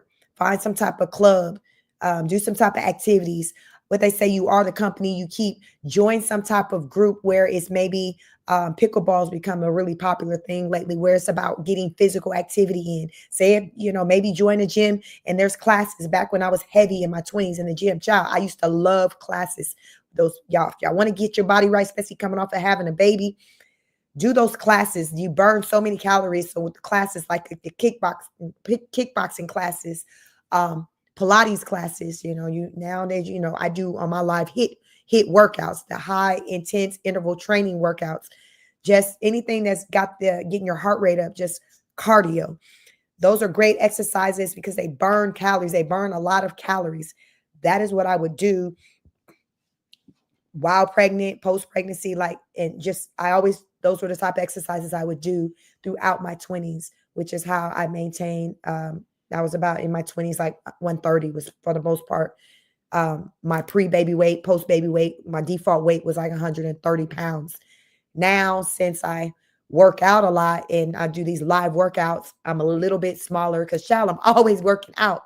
So, my weight can be anywhere from 127 to 130 just because, I'm always working out. But I feel like even though I'm a little smaller, my body, I feel like I have more of a tone sculpted look these days just because of the type of workouts that I do. So you are the company you keep. Get in a circle of where there's other people, like-minded people who also are working towards the same type of things you're working on with trying to transform their bodies. Because if you continue to be in the company of people whose bodies maybe look like yours or who have more weight than you, like, are you getting the motivation to do what you need to do to transform your body if that's what you so desire? And though I'm speaking to those of you who desire change. If you're good with where you are, how you look, more power to you. But many people are not happy with what they see in the mirror. I know it. Women talk about it. A lot of women who are depressed is rooted in, they say, they're overweight, they're fat, they're unhappy with the results that they've gotten in out of life. and they recognize that they have that weight on them, and they talk about just not knowing what to do, not knowing where to start. And I always say the hardest part is their day one. That's what motivates me to kind of keep things going, because child, day one is always hard. Even for somebody like me, where I'll have my seasons where I'll go long lengths of time without working out. When I do start back up, it's hard. It's a challenge, because you got to get, first of all, mentally, you have to get back mentally prepared to get back in the game. So there's that part. Then it's the physical part, because remember, you got to build up your endurance. And we ain't going to talk about the soreness in the body from moving body parts that you ain't moved in a very long time. Your legs, your arms, your body doing all these twists and turns. Child, the body is going into shock. Like, the hell we doing? What are we doing? Why is the leg and the arm going that way? What are we doing? This is not what we do. So you have to train the body and the mind. So day one is always the hardest. But as you continue to do it and keep doing it, you create a routine, you create habit, and it becomes a lifestyle. It's a lifestyle change. My lifestyle, physical fitness has been my lifestyle for nearly 20 years since I became a mother. I got my first gym membership coming off of having a baby, because I had about 15 pounds left from baby weight. That is when I got my very first gym membership at the age of 24. I am now 44. So I guess it's been 20 years. Wow. It's been 20 years. So I've been about this life. So it's just a matter of how I get my fitness in, not if I'm getting it in. So that's how I've managed to maintain. If you're new to my channel, hi, I'm Chic. I have videos. You can go and look at my other videos. If you want to see what I'm talking about, see how I look, my videos are there. Sometimes I'm on camera, sometimes I'm not. When I'm reacting, at least. But when I'm doing all my workout videos, of course, I am on camera. So listen, I am a content creator where y'all can see what the hell I look like. I'm not one that's behind the camera and I'm saying whatever, because you got those, including the one I'm reacting to. We don't know what she look like, but you all know what I look like. I got videos. Most of my videos, I am on camera. So you know what I look like, and you know that I am about this life. I talk fitness. I live it. I don't talk about it. I be about it. And that's what I encourage those who come across my content to do. So let's get it. Let's get it. Gang, gang. Hit the like button. Let's go over to, let's finish reacting to this video, why most Black women are overweight. Culture, and kind of how a lot of Black families, like if they're monoracially Black, a lot of them were raised in single parent households, first of all. So their mother is in survival mode. She is not sitting there teaching them how to weigh out their food in grams, or like, oh, you should eat salad because it's really good for your hair and it's good for your skin. No, the average Black mother is not sitting around teaching their child about nutrition facts or how to read the labels on the back of the items at the grocery store. They're not teaching them that, because statistically speaking, a lot of Black families are raised just in this sense of survival mode. And so I think that's another part of why a lot of Black women are overweight. It's because they have a scarcity mindset. You know, some Black people grew up to where it's like, you don't know where your next meal is coming from. Especially if you look at Gen X Black people, like people who are Gen X and their parents were boomers, or their parents were alive during the time when women couldn't even have bank accounts and stuff. Think about how much struggle you would be going through as a single mother who couldn't even get loans or get access to bank accounts. You know, maybe she had to go cash her check at one of those check cashing places, or like she had all these different errands to run. She has to go to the laundromat. So she's not over here teaching her daughter about moderation. So in a lot of cases, these children were raised on gas station food. And so some people even associate it with you being stuck up by wanting to eat some salad, or, you know, you want to eat a tomato salad, you want to have a caprese, you want a caprese salad, you want like all these different things, you know, you'd rather have mozzarella versus like the American cheese. I think it's called American cheese, right? Like the yellow squares. Oh my God, that is so disgusting to me. But I haven't had that since I was a kid. It's like the yellow square cheese that's in a package. I think that's American cheese. But there are some Black people who will literally say you are being stuck up because you're trying to make better choices. In fact, I've actually heard of a lot of Black parents, they will call their children picky. Like, oh, he's picky because basically he doesn't want to eat all this bullshit that I'm trying to feed him. And it's like, well, sis, maybe his body is actually rejecting all that processed shit you're trying to feed him. Maybe he doesn't want to eat Dino mac and cheese every day. Maybe he doesn't want to eat Dino nuggets every day. Maybe his body wants some protein. You know, so some people, they literally view it as you're being stuck up or you're being picky. Have you ever noticed that in Black culture, there's this obsession with like, you need to prove that you're like strong. So they'll tell you if you don't want to eat certain foods, you're being too picky, you're being too sensitive. So it's like, you're not allowed to be selective. Being picky, another word for picky, just means that you're being selective. You know, you're an exclusive type of person. You hold yourself in high esteem. So that is literally talked down upon in the Black community because they view it as you think you're better, or they will say stuff like, you didn't pay for that food, so like you better eat whatever I'm cooking. So it's almost like this culture of child abuse in a lot of Black families. And a lot of people, they don't talk about this in the Black community, and they should. But a lot of children were actually abused. You know, they got whoopings. They got their asses beat because they didn't eat the fucked up food that their mom tried to give them. You know, they got whoopings because they wouldn't eat the Burger King. They got whoopings because they didn't eat the McDonald's fries. So a lot of Black women, in my opinion, some of them are overweight due to actual trauma. So they got their asses beat, and they never realized that they took on this habit of eating a lot of food because back in the day, their mom used to give them a whooping, like if they didn't eat exactly what she made. So it's like a form of control. I've noticed a lot of people in the Black community in particular, there is almost this sense of wanting to control something, and I feel like it's because a lot of Black people have felt downtrodden. So then the only way that they feel relevant is by controlling their children. I've been around a lot of different like toxic Black mothers or toxic Black fathers or whatever. So they feel like, you know, when they go out into their workplace, they're a loser, they're at the bottom. When it comes to beauty standards that they have internalized, they're at the bottom. When it comes to the dating market, they feel like they're at the bottom. But when they're in their house with their kid, that's the one place where she gets to be the HBIC. That's the one place where he gets to be the king of the castle. And so a lot of these Black parents will actually try to be controlling and domineering over their children, and they will actually force feed their children. They will literally have their children sit at the table for hours. I'll add, as she's talking about parents and raising their children with, with eating, with eating all of your food. What I have come to notice is that a lot of times women who are overweight, obese, their children are overweight and obese. Like really think about it when people, anyone who and it may be you, where you have a weight and, an issue with your weight. Do your child have the same struggles? Because a lot of times, when I'm out and about, children will mimic, will have the same body type, because it's genetics. I'll see them look like, their parents. So I'll see a girl, a small child that she looks like her mama. If her mama round and shaped a certain way, I'll see it already with the daughter. And a lot of times it's coming from habits. We tend, because I do, you're going to feed the family based off of how you eat. So if you eat trash food, that's what you're feeding the family. If you eat healthy food, you're feeding the family that. So more often than not, when I see an overweight, obese woman and she has children, most of the children are also overweight and obese. Like, it's going to be at least one or more, depending on how many kids she has. But a lot of times, it's not that often I'll see a woman, and at least not when, they're Black or Hispanic, where they're big and then their child isn't big. Like, I don't know. I noticed the correlation. So I get it. But I also, I grew up in a home where I think it was about just, and I guess maybe it was a Black thing. I don't know. And remember, I was raised in California, but it was a home of, hey, you eat your food, all your food before you leave the table. And I know of people, say in the South, to where they were raised the same way. But I think what was different also with in the South, the portions that say that child was given, the amount of food they were expected to eat all at once maybe looked different than the amount of food I had on my plate that I was expected to eat being raised in California. You see how I say it's like, it's about the type of food, the quantity and all of that.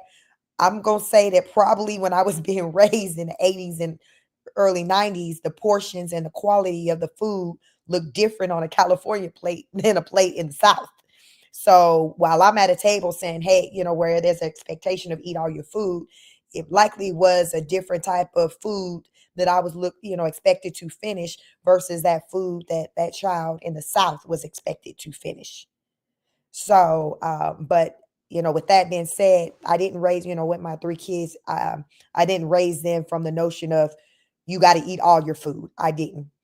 I have 3 children. All of them are pretty good eaters. But like I said, my middle child, my 16-year-old, he's very thin. He's become a better eater as he's gotten older because he's really conscious, want to gain weight. But growing up as a small child, he wasn't a foodie type kid. He just didn't like to eat food like that. But now it's like he wants to gain weight. So he'll eat food. But it's just, genetics wise, it just doesn't stick. So I'm sure eventually it'll come. It came for his dad, my husband, eventually. So he's just in that era in his life where he could eat whatever and not gain weight. And many of us had that time period in our life where that was our story. But today, the question is that still your story? Is that still your story where you could eat, go ham, do what you want to do, at the dinner table and then still walk away looking fine, still seeing your six pack, your abs, still only got the weight in the right places. Is that still your story? Because that's not my story. My story is, listen, child, I got to be walking it out. I got to be doing the crunch, the sit. I got to do all the exercises in the world to maintain. That's my story as a 44-year-old woman. And that's all I can come out here to talk to you about is my story. But let's get back to reacting to this video. Thank you for joining. And please like the video, like, share, and subscribe. Fair use. Let's get it. Or like, if you don't eat this shit, then you're just going to sit here all night. Or like, if you don't eat this burger or if you don't eat this fried chicken that I made, you're ungrateful. So that's another thing. In the Black community, sometimes people will use guilt against you. And then they will literally use Africa. They'll be like, oh, there are a lot of starving kids in Africa, so like, you better not waste your food. And it's like, okay, this child stuffing his face with a whole bunch of fried chicken and collard greens, well, that's actually not that bad. Collard greens actually are high in protein. But it's like, this child stuffing their face with all of this food, that's not going to make the starving kids in Africa suddenly have food. So in the Black community, sometimes they actually try to guilt people into eating more. They will guilt you into overeating. And then they will try to use Africa, and then as a Black person, then you're like, oh shit, well, I don't want to go against Africa. So, might as well just eat 5,000 calories. And it's like, that doesn't even make sense. And since when does eating 5,000 calories help people in Africa? But another reason that a lot of Black women are obese is due to psychosocial stress. So that actually popped up when I looked it up. And what it is unfavorable perceptions of neighborhood aesthetics and resources. It's just like, if people perceive you in a negative way, if they perceive your race in a negative way, basically, if you come from a bad collective image, you've got a bad reputation with your ethnic group. There's a bad reputation with your skin tone group. There's a bad reputation with your hair texture. There's a bad reputation with the neighborhood you're from. There's a bad reputation with your actual family members. There's a bad reputation with your baby daddy or your sisters or your brothers. A lot of Black women have so many traumas. They've got colorism, textures, and features, and racism, misogynoir, all of these different traumas that they're going through on a daily basis, or these traumas that they've been through since childhood. They don't have time. Their diet, that's the last thing they're thinking about. And a lot of Black women will use food as comfort, and they don't realize that that's what they're doing. So they'll use food as comfort. They will use food to pass the time. They will use food to bond with their family members on Thanksgiving or Christmas. And it's not bad to use food to bond with people, but if you're emotionally codependent and you're constantly trying to bond with people, then that's where it becomes bad.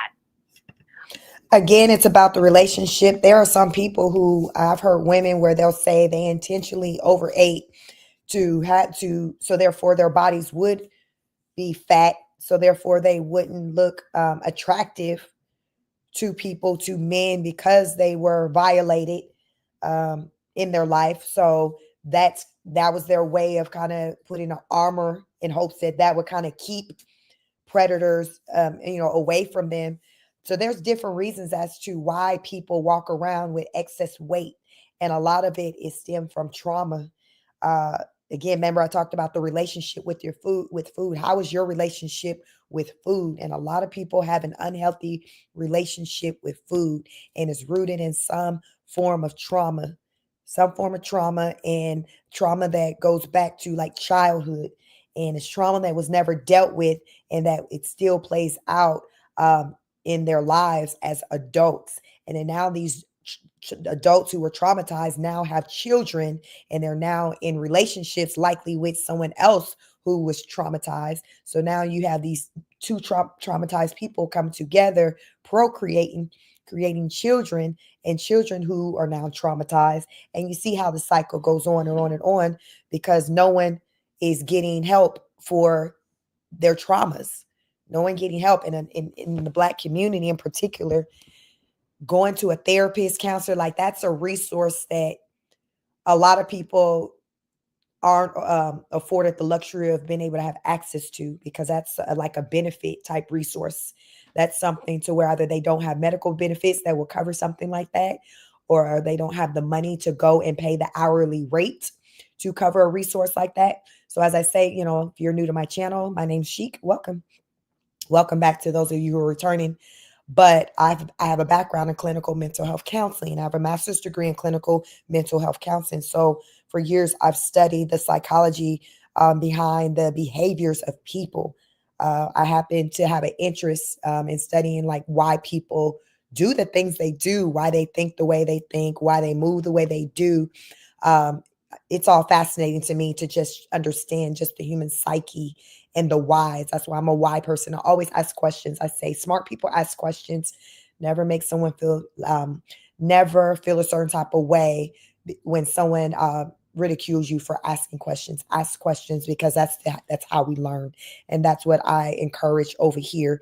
I encourage you to go deep, go wide, ask questions, ask questions. So I was always a person to ask questions. Doing that eventually led me to getting my education in clinical mental health counseling. So I come out here on the internet and I react to a lot of things from the perspective of just someone who has a background in clinical mental health counseling. So I understand the importance of therapy and how it can impact a person and how the results that they get out of life. I do understand that just for the Black community, therapy is something that's frowned upon. It's not something that's encouraged enough. I feel like in the coming years, especially even since I've gotten my education in it, that it's more, it's spoken on. I would say in the past 10 years, like mental health has been like a forefront focus and like in a lot of conversations about just the mentals of people, the behaviors of people. Like mental health has really been a thing. So that's good. So with that being said, I think more people, uh, there's more conversations about therapy and counseling and the benefits coming from it, because historically Black people have kind of turned away from the idea of just going and talking to just some stranger and just telling them all your business. For a lot of Black people, it's like, listen, I got Jesus. You don't go outside telling nobody your business. You keep it behind closed doors. You dealing with it with your higher power. And that's how we've historically have kind of dealt with things. But the question is, have we really dealt with them? And I think that a lot of people get it confused by, okay, just because I'm not talking about something, it means that it's not a thing anymore. That because it's unspoken, that, okay, well, yes, this traumatic thing happened to me, but the family, we don't talk about it. Does that make you any more healed just because it's not being talked about? And I think that's where the confusion comes from, where in the Black community, we think that, okay, well, if you just keep it behind closed doors, brush it under the rug, it's almost like it didn't happen. And that is not how it works, child. That's not how it works. But I feel like as a collective for a Black community, that's how we move. We feel like, okay, well, if you're not talking about it, not addressing it, then you're good. Like, let's just carry on and just act like it just didn't happen. But guess what? Like, trauma it follows you. It's with you. You live with it forever. Getting services through like a counselor or a therapist or psychiatrist, what it's doing is giving you the tools to help you navigate through that experience, like how to navigate with the emotions associated with that experience, the thoughts associated with that experience. You can get healing from that, but you're never fully healed. You're always living with whatever it is that you experience. Going to the mental health professional will help you. You'll learn the tools. So therefore, when times are tough and you're struggling, you're having moments that are more of a challenge than others, you can fall back on those tools to that will help you to just refocus, maybe better manage your anxiety or your stress. This is what you learn from mental health professionals. And a lot of people don't understand that because they've never experienced working with a mental health professional, and they just go off of just what they believe it's all about. And I don't, and largely I think it's wrong. So I am definitely a strong advocate of people going to speak with counselors, speaking with therapists, speaking with psychology. Like, go talk to somebody. Go talk to somebody. Go seek out answers from people who know more than you. How about that? But let's get back to the video. Thank you for joining. Please like the video. Fair use. Let's go.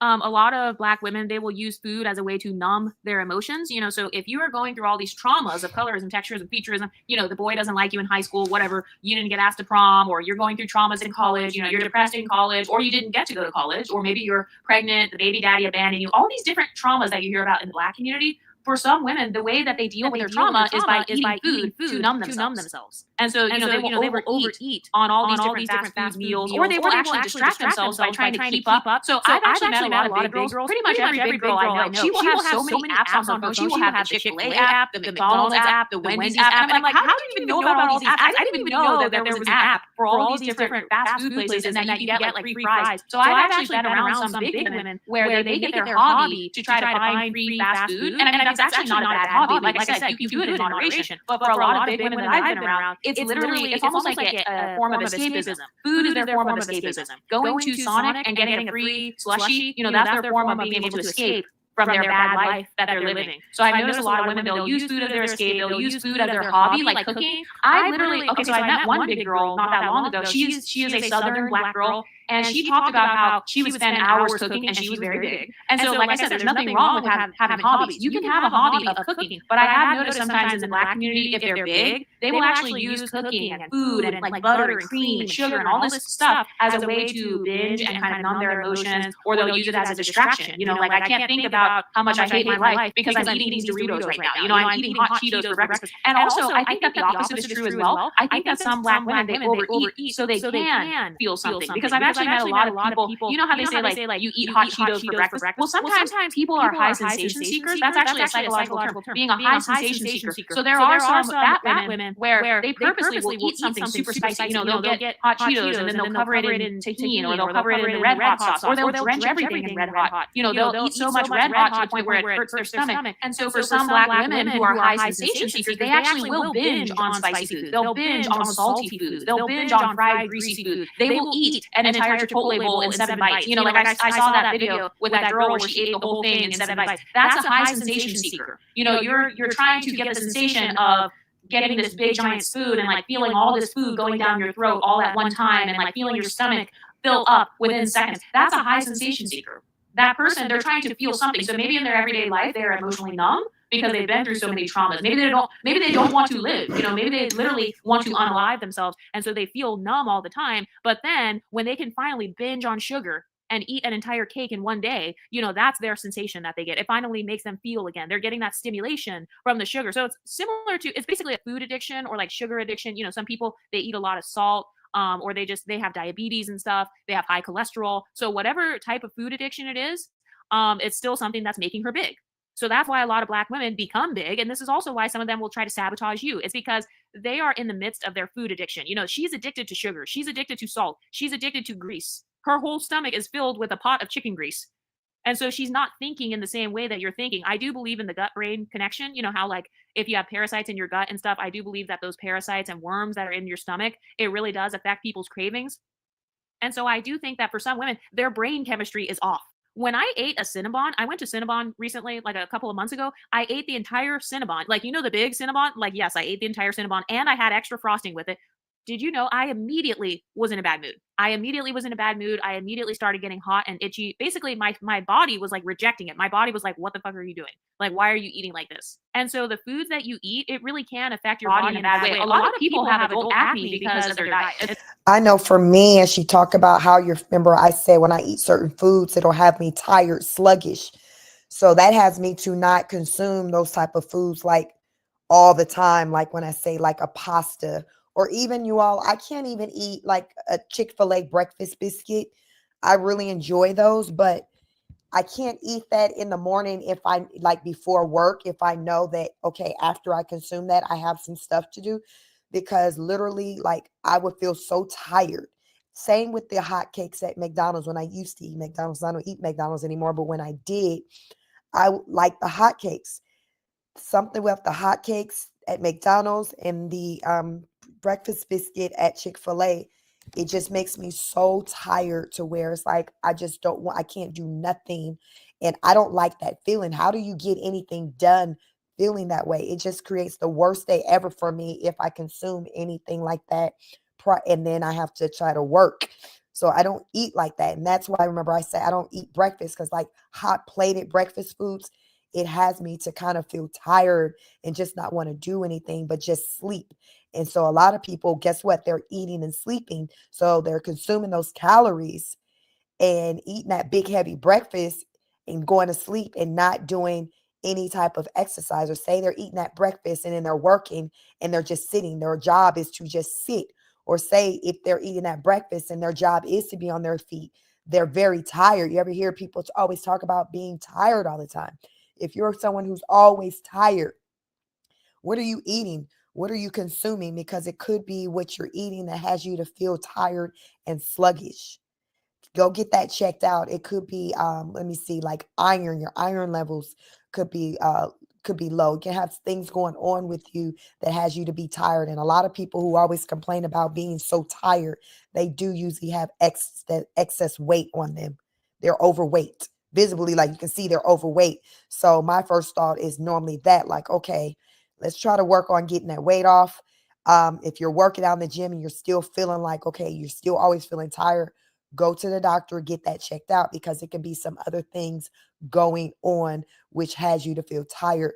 But I'm with her on that as far as with the body, you know, telling your body's going to tell you when something just ain't doing it. So that's how no chicken biscuit. If I will eat a chicken biscuit from Chick-fil-A, it's like I said, say if I'm on a road trip and I know, okay, listen, I'm a passenger princess. My husband don't me drive him nowhere. So I'll eat my biscuit and I know it's okay for me to go to sleep and I'm not about to do anything to where I feel like I need to have energy. That is the only time I'm going to eat something like that. Otherwise, I'm not eating it. If I eat a regular sandwich, say from Chick-fil-A, I'm fine. It's just something about the breakfast biscuit. I don't know if it's something within the biscuit, not necessarily the chicken, and it's in the bread, just like you when I said the hotcakes at McDonald's. I don't know if it's an ingredient that I'm reacting to, but what I'm saying is that I've paid attention to my body and I know these things, so therefore I stay away from them. That's what you have to do. Know your body, know what's not for you. When I recently was on a cruise for a week, anyone who knows when you're on a cruise, it's like food, free for all day, every day, food, food, food. I was consuming food more than ever because it was there. Listen, I paid good money for this cruise. And every night I literally was like going to bed feeling sick, miserable because I was just doing the absolute most when it came to the food and the quantity, not getting my greens in.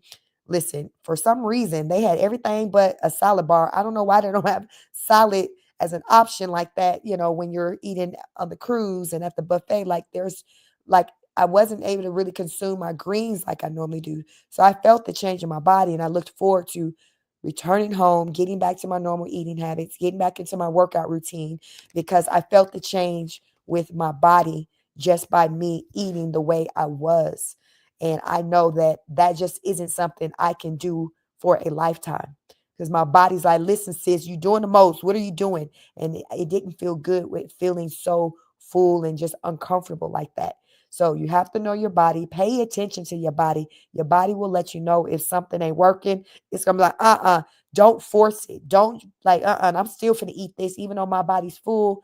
I'm still finna eat it. I paid good money for it. Don't have that type of mindset about it. Maybe package it up and save it if you're able to. And if it's something you can't save, then listen, it is what it is. Maybe share it with someone else, but don't forcibly try to eat food. Don't be doing that stuff that your mom and dad used to make you do where you got to, excuse me, eat all of your food because that's where a lot of bad eating habits started from for people with that whole mindset of you have to eat all your food. You have to clean your plate. I mean, there's so many people I've heard say that like that's what they were told when they were growing up. And a lot of those people today have weight issues. They have weight issues. So the relationship we have with our children, I'm sorry, with our food, it does stem back to childhood. And you just have to think about how is your relationship with food? Change it. Can you afford to change it? Change that relationship with your food, meaning change how you view food. Are you eating when you're not hungry? Are you eating when you're bored? Really think about that. Really, really sit and think about that. Because once you acknowledge that, then you can go ahead and get to the point to start working on that so you can stop it. Stop it. I say stop it. It's just those sometimes those little things that we got to take notice of that we may or may not be doing that can be the game changer. So let's get back to the video. Thank you for joining me on this live and please like the video. And they don't even know it. You know, sometimes people have like really bad acne because they're actually allergic to certain things or their body is rejecting certain things. Acne is when your body is literally trying to get rid of toxins. Your body is so filled with toxins to the point where your body is trying to excrete those toxins out through your skin. Your skin is an organ, by the way. So a lot of women, they've got like bad skin. It's not just on your face. It could also be on your body and stuff. But a lot of women, they literally have so many toxins to where their skin is literally getting inflamed or they have like fatty liver and all that. I know that for me, if I binge on sugar, I am more likely to get a small breakout. You know, I will get a very small breakout, maybe between my eyebrows or something, because your digestive system is overwhelmed. So that's another reason that a lot of Black women are fat. It's because they're overwhelmed socially. And so all they know is overwhelmed. They think that being overwhelmed is normal. And so a lot of women, they will overwhelm their digestive systems. They will overwhelm themselves with food. Another reason why some black women don't want you to be skinny is because you being obese, it makes her feel socially safe. It makes her feel better to know that you're the one with your stomach hanging out. You're the one with 5 chins. You're the one that's got, all of these mental health issues and physical issues. You're the one that has to go around Walmart in that electric chair and she still gets to walk. So for some women, they actually could be big, but they like it when you're bigger than them. They like that they're still not the biggest. Like I said, I've had family members who are literally, they will be big themselves, but then they will talk shit about women who are bigger than them. So for some women, they don't want you to lose weight because they don't want you to be smaller than them. They don't want to have to acknowledge that your stomach is flatter than theirs. They don't want to have to acknowledge that, your thighs don't rub together. You're not burning a hole in your leggings just by walking. You're not starting a fire with your thighs just by walking. Something else that happens too is that when you start to go after your goals, this could be body goals, it could really be any type of goals, but people get intimidated and they get triggered seeing you go after your goals. And so if you go after your body goals and you lose 100 pounds or you you just drop 5 dress sizes, you're going to make her start to question her own decisions. Because I know that this is true. Like for me, if I'm eating healthy and everybody else is eating a whole bunch of bullshit, people actually start questioning their own diet choices when they see yours. So if she's sitting there eating 5 pounds of Popeye's chicken and then you're sitting there with a salad, she's going to subconsciously start questioning her food choices. Like, oh shit, maybe I should have something else. I've had this happen to me so many times where women at work who were fat, they would literally start copying my diet.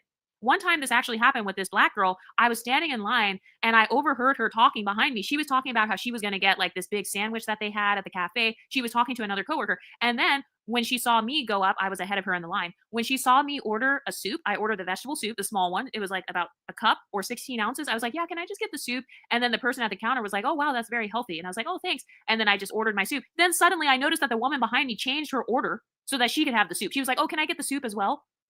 And so sometimes when women see you making healthy choices, one of two things can happen. Either you will inspire them or you will trigger them. And then they have to deal with their own internalized insecurities because then, if you start losing weight and now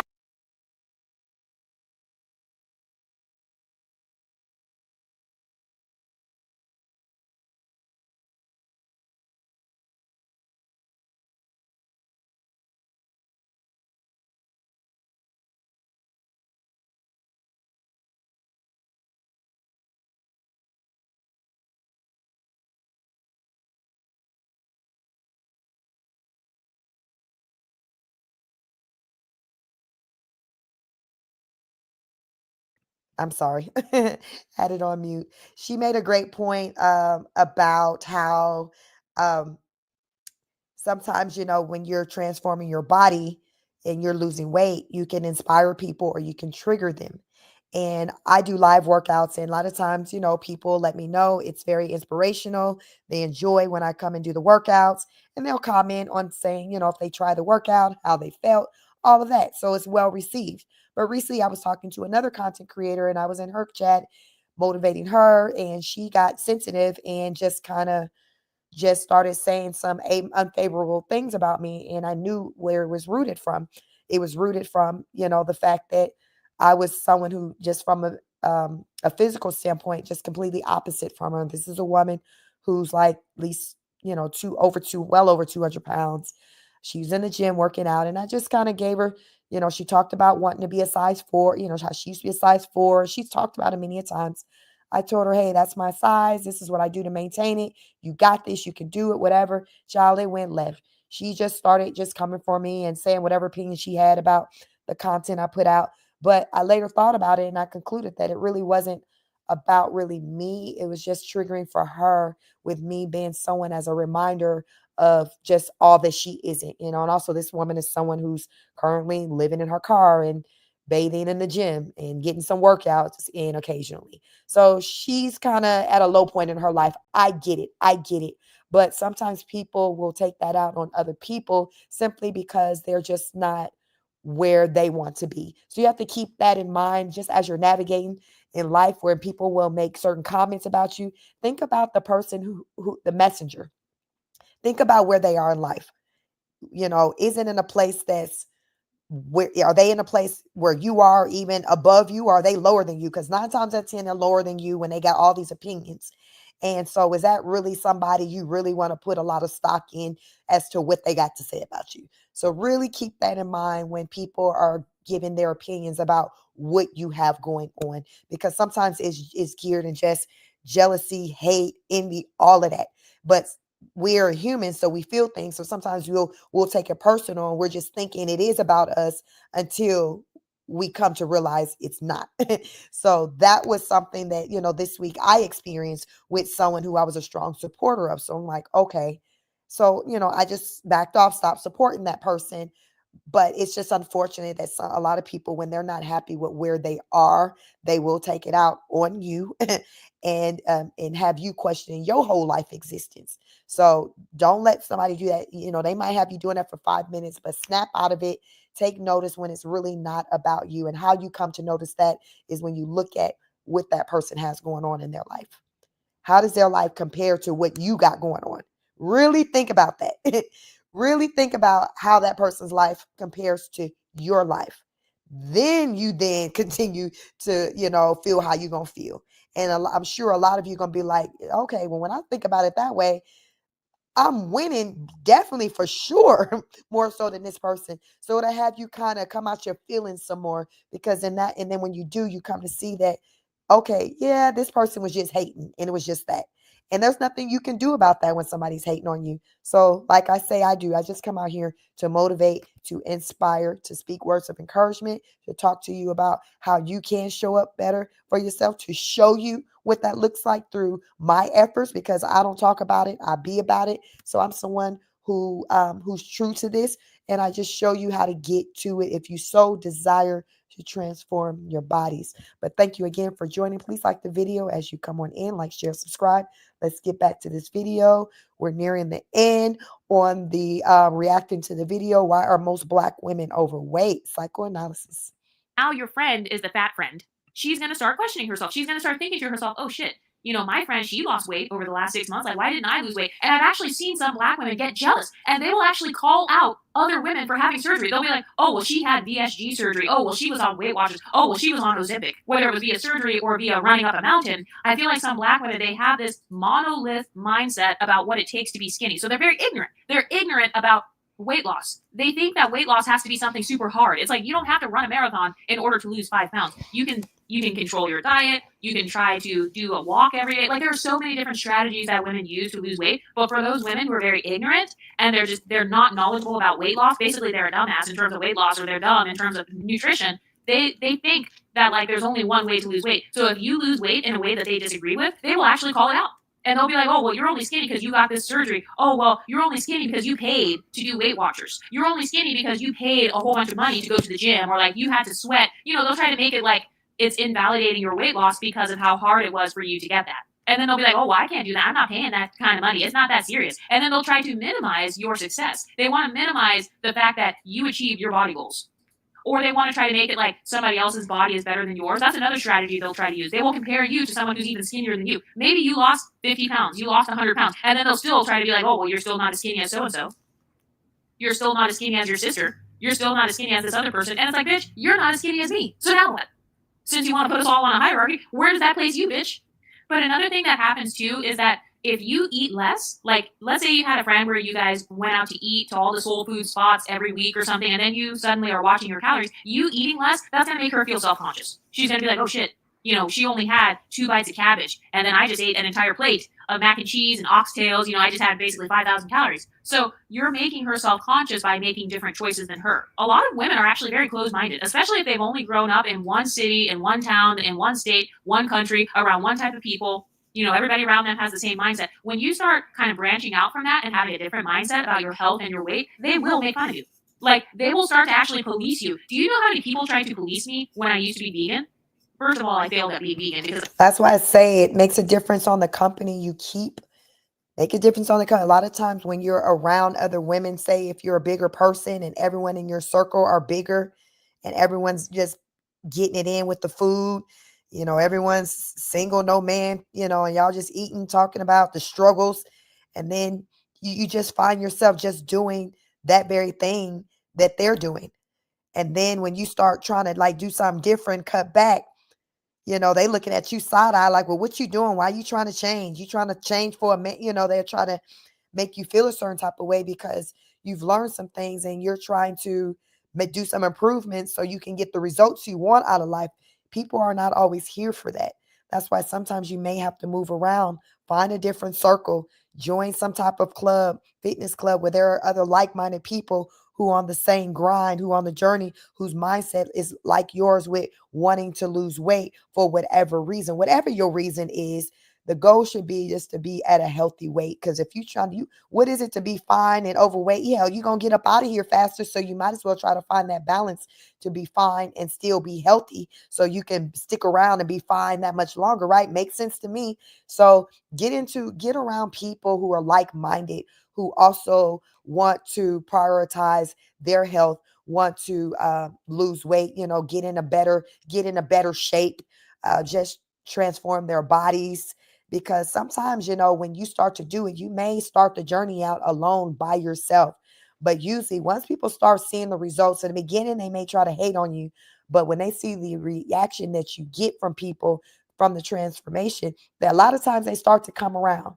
They'll start to come around. Or say if they don't come around asking for your help, you might peep it on social medias or something, pictures, or somebody may let you know, oh, such and such losing weight. They in the gym. They might be doing the things that maybe at one point you was doing, or you were trying to encourage them to do, and they turned their nose up at you. Now they're doing the very same thing. So don't be focused on just how people around you perceive what it is you're doing to better yourself. If it's something you want to do and it's for the greater good, continue to do you, boo, do you. The all else don't even matter. All else does not matter, because misery loves company. And a lot of times people who are overweight, they flock, and their circle consists of other overweight people, in particular with women. Overweight women, a lot of times their friend group is other overweight women. You're going to have some that's bigger than others, but pretty much all of them got the struggle of the weight. And a lot of them also got the struggle in the relationship area as well. So, of course, a lot of times in that circle, they're not trying to see somebody try to do something different. And Lord, don't let that person lose some weight and mess around and get booed up too. Oh, it's a wrap. You banned from the friend group. You are banned from the friend group forever, forever, ever. Maybe until you put the weight back on, then you can come back. Then you can come back. What's up, Tanae? You said that's literally what I ate today for Thanksgiving: macaroni, oxtails, and cabbage. Listen, it's about balance. You get it in, and okay, I got to balance this thing out. So let me get some exercise in. Let me do a little two-step here. Or let's just say today you ate good and you didn't do nothing physical today. Tomorrow when you get up, maybe you do something that you didn't do the day before, with getting a workout in or something. It's just balance. It's balance. Like I say, I eat whatever I want to eat. But it's just how much. I don't eat it in large quantities. So it's just, just being cognizant of like the quantity. How much are you consuming? But welcome you all. Like the video. Let's get back to reacting to this video. Why are most Black women overweight? Because I just didn't like it. I don't like restricting my diet that much. But when I was like being super healthy, I noticed that people started watching me. Like when I would go to a birthday party, they'd be like, "Oh, is that vegan?" Or like, "Oh, does that have honey in it?" They started asking all these questions and shit. And it's like they put the spotlight on you and they put a microscope on you, because in reality, they wish that they could make those types of choices. They wish that they could be healthy on the same level as you. Another thing that happens is some Black women, they literally think you're going to fail. Okay, so they don't believe in you. They don't believe that you'll be able to lose the weight and keep it off. And so they're a monitoring spirit. They're waiting for you to fail. They're waiting for you to fuck up. They're waiting for your back to get big. They're waiting for you to look like a refrigerator again. They're waiting for you to gain the weight back. And so that's why they're basically spying on everything you're eating, or they'll try to count your calories. So you know how they have like pocket watchers and, people who try to count your pockets? These bitches will be counting your calories. They'll be like, "Oh, well, you only had 1,200 calories. Oh, well, you only had 800 calories. Bitch, if you could calculate calories that good for yourself, you would be a fucking supermodel." So it's like, you don't know how to calculate calories for yourself. You don't know how to pay attention to your own diet, but suddenly you can give a whole dissertation about the skinny girl and what she's eating. And then another strategy that they'll use to sabotage you is they will try to accuse you of having an eating disorder. I've heard this about so many skinny girls. If you're skinny, automatically, "Oh, she has an eating disorder. Oh, she's starving. Oh, her stomach is growling right now. She's still hungry." And it's like, why can't people just be at a healthy weight in peace? And then another thing that they'll try to do is they will try to make fun of your body shape.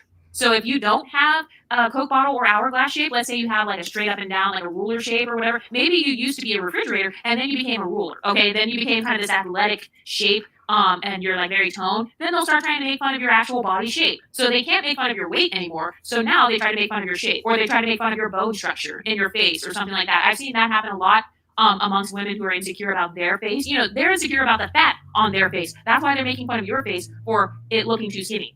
They're insecure about their body shape and all the roles that they have because they look like the abominable snowman. So that's why they're making fun of you for having like this athletic body type. Another reason that some black women will sabotage you is because they think you're going to get cocky. They think you will become arrogant. A lot of black women have an inferiority complex if they grew up in this monocultural space and they never got over their PTSD. So if a woman has PTSD and an inferiority complex, she's constantly looking around to see who thinks they're better than me. Has anyone noticed this? It's only the women with inferiority complexes who are so concerned with whether or not another woman thinks she looks better than me. So if you start losing weight, if your stomach starts looking good, you know, let's say you had a baby or something, and then you bounce back, and then like she had a baby and she's like 300 pounds overweight, and then she still blames it on the baby like 20 years later. So let's say that you start losing weight, you know, then suddenly she's thinking to herself, oh, does she think her body looks better than me? Does she think that she looks better than me in a bikini? Does she think that she looks cute in that sundress? Does she think she's better than me and looks cute in her jeans? And then they will start humbling you. They'll make those comments like you have no ass or like you have no boobs or you have no curves. Meanwhile, if you were to post on Instagram, let's say you post on Instagram with your no curves and then she posts on Instagram at 500 pounds. Who do you think would feel more insecure? I mean, I'm just being honest, just based on the way that our society is set up. Let's be honest, society is extremely fat phobic, okay? So I acknowledge that on this channel. I acknowledge that thin privilege exists. So if you are becoming thinner, you are becoming privileged because you don't have to deal with the trauma of fat phobia. So a lot of these women who talk about colors and textures and futurism, it's actually not any of those things. It's really fat phobia. And I will add, as you talk about the difference, as far as with the treatment, if you are smaller, something that I more so probably more often than not experience with being smaller is not really people saying things to me that's negative. It's more so maybe just people not saying anything to me or including me. It's so people will do that too, where they'll just get quiet and just won't acknowledge you at all, like won't be warm with you at all, where you'll pick up the vibe that they're just not really here for you. And so that is a thing. It's not always verbal with someone saying something negative towards you. So that's kind of, I think, in this season of my life, it's for me, it's more so the silence maybe of something versus someone, making a negative comment. But it's okay, because it's like a lot of times when you understand what something is rooted in, and it's really not about you, and it's the insecurity, and when you're feeling a certain energy from someone, again, remember, I go back and say, take into an account what this person life look like, as far as what you're aware of what this person life look like. What's their relationship status? Coupled with, like, because like I'll be around women, you all, who are like in their 20s and no kids, no man, and bodies look like they've had a few kids. And then again, there's me, my body, and I'm 44, 3 kids, adult child, married. Like, so my physical appearance to me looks more in line with which one would think someone in their early to mid 20s body would look like.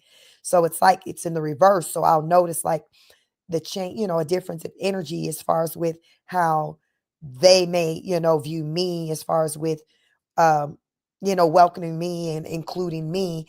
And when like, okay, I don't ever even done anything to this person, that it has to be something more personal that's stemming with just you and the essence of you and how people respond to you, that they're kind of threatened by.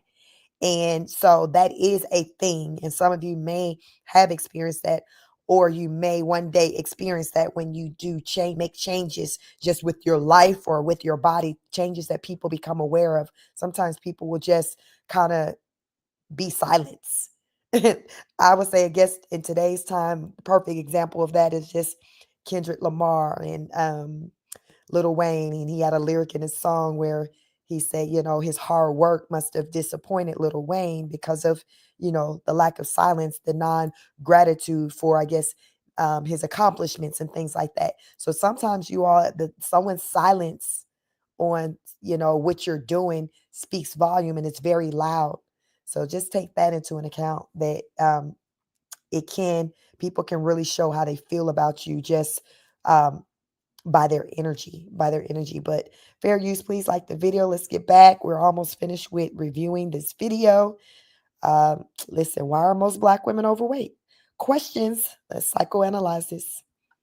Because a lot of those women, when they mention colorism, they never have an example of the person mentioning their skin color. Usually it'll just be something like, oh, this person didn't want to date me, or like they didn't like my pictures on Instagram. Okay, is that colorism or is it simply fat phobia? Oh, the person at the makeup counter didn't want to help me, or they didn't notice me, I'm invisible. Okay, all of those things are actually symptoms of fat phobia.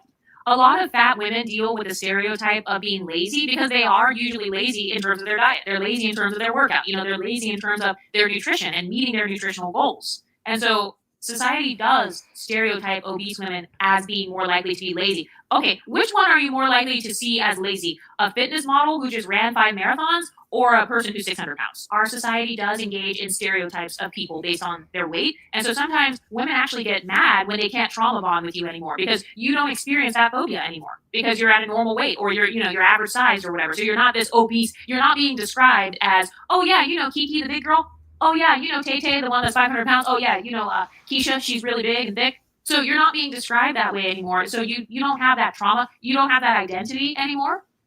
Another reason that Black women struggle to lose weight is because they actually have a hard time changing their internalized identity because they've been told from childhood by their own mother and father, they've been rejected and abandoned in some cases by their own family members. And so then when they finally do lose the weight, they don't see themselves as the skinny girl. They're still seeing themselves as the fat girl on the inside. And so this is why you see some Black women where they have this yo-yo, they go fat, skinny, fat, skinny, fat, skinny. They're kind of. And that's true when she made that comment about some fat women, especially, that spent most of their life fat, even when they lose the weight, they still, I've heard some say like they'll look in the mirror and it's like they still see that body, the old body. So it's a psychological thing to where a lot of women, where even after losing the weight, they still have the insecurities to where, let's just say when it comes to just maybe meeting people, dating, they're still kind of closed off and standoffish because they for one, they spent most of their life, their adult years, not being, say, desired to where people were just wanting to date them, asking them out. So then now that the weight is kind of off or they've lost a lot of weight, they don't really know how to communicate with people, or they're not comfortable with putting themselves, going out to public places, social settings to meet people, because those social skills that's normally developed a lot of times during, the dating experience, they're not developed. Maybe they were used to being at home, sitting behind a computer, doing internet dating, to where when it's time to meet someone in person and have conversations, like they don't know how to do it. There's a lot of people who don't know, who are socially challenged, to where when it comes to interacting with someone physically, like in person, like they just can't do it. But when they're on a computer, behind a screen, on the internet, whatever, even with content creation, like they can just become whoever it is they need to become. But in person, in real life, it's just like that's just not what they give. And a lot of these women, that I've talked to, they say, hey, my life was always kind of this way, and which wasn't always good. And my weight was the issue.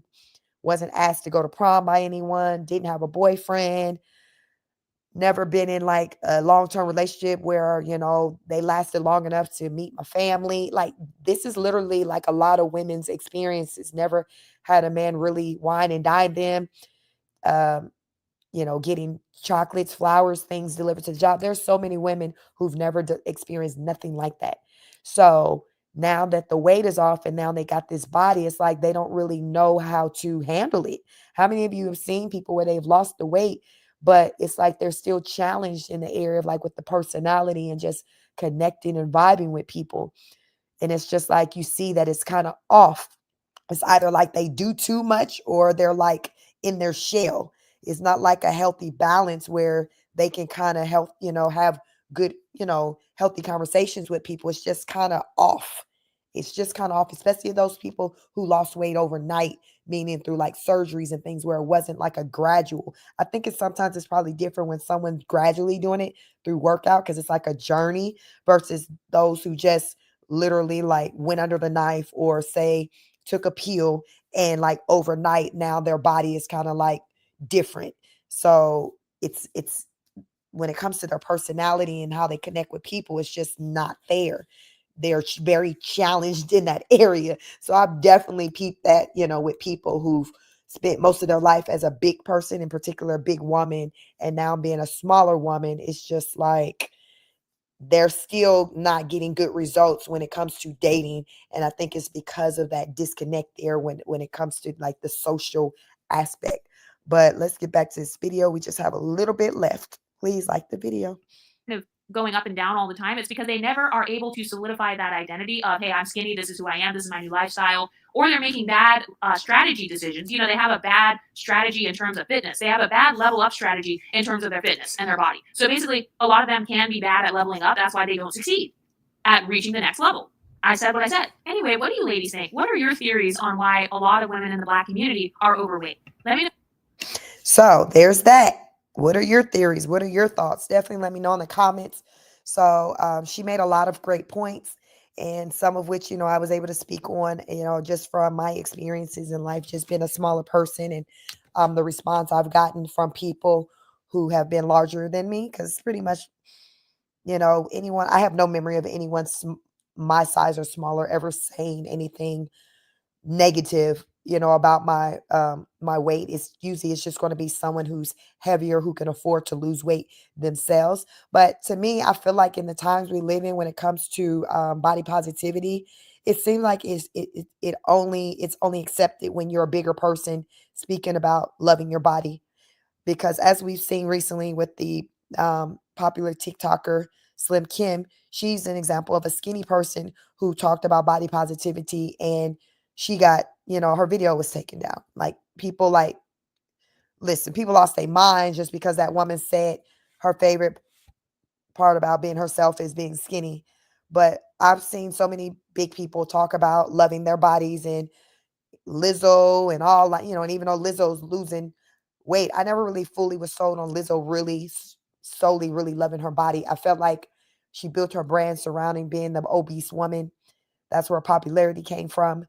And deep down, that's just not what she was ever really happy with. She's losing weight now. So we'll see, with as she continues to lose weight, if it will impact her popularity, because I've heard other content creators talk about how when they were larger, they had a bigger following than when they were smaller. They talked about as they lost weight, their following decreased because people get in a comment, tell them, I can't relate to you anymore. You're this, you're that. Like, people just was not here for them changing, transforming their bodies, presenting a healthy version of themselves. And it's just crazy to me how people will just get butt hurt over just personal decisions you make about your life. Like, I first seen it before, just, I was really, when I would look at content on the internet, like, I really like to look at like hair videos, things like that. And I would hear women talk about just the response they get from just simply cutting their hair, how loss of followers, people getting in their comments, just being in their feelings about to a change they made to their bodies. So I get it. I've experienced that before with, yeah, my hair, and I've had different hairstyles, and I'll make a change just in, people letting me know their personal feelings with how they feel about something I did to my body. So there are some people who are so full of themselves to where they think that their opinion matters that much, to where they can come and dictate and try to tell you what to do, how to move, how to show up based off of their own comfort or their own insecurities. And a lot of times it's just rooted in that insecurities, a person being insecure about themselves, how they look physically, whether it's their weight, whether it's their hair, their skin complexion, like anything, their economic status. People have insecurities. And a lot of times when they have insecurities, they will push that onto you and give you negative energy when you ain't done nothing to them. You just out here trying to live. You out here trying to live like the next person. And they will just find a way to let you know that what you doing ain't it. And they're going to give you all the unsolicited reasons as to why. They will do that. So remember, as people do that, take into an account who these people are. Does their opinion really even matter? Because in the moment you may be in your feelings and think like, oh wow, because you really like this person. But you really got to think about it and be like, you know what they think, it really doesn't matter because this person really don't know me, and this person is really down bad and I'm not, and they're aware that I'm not. So this person could just really just be hating on me right now because of their situation. And sometimes when you kind of leave it at that and let it sit in that, you kind of feel a little better because you're not taking it so personal, because guess what, it wasn't about you. More often than not, the energy we getting from people, a lot of times it ain't about us. It's not. So you got to use discernment. Take notice of when something really is about you, because if it's not, what they say, if it don't apply, let it fly. It don't apply, let it fly. But thank y'all for joining me. It was awesome live. Thank you for those who engaged in the chat. Drop a comment later, or if you're a part of the replay game, let me know your thoughts. Why are most Black women overweight? Let me check the poll. Let's check the poll and see what people have to say about this. So we have 55 people complete the poll. Question: are you happy with your current weight? 44% said yes, and 56% said no. So we're almost like a half of, with how people feel.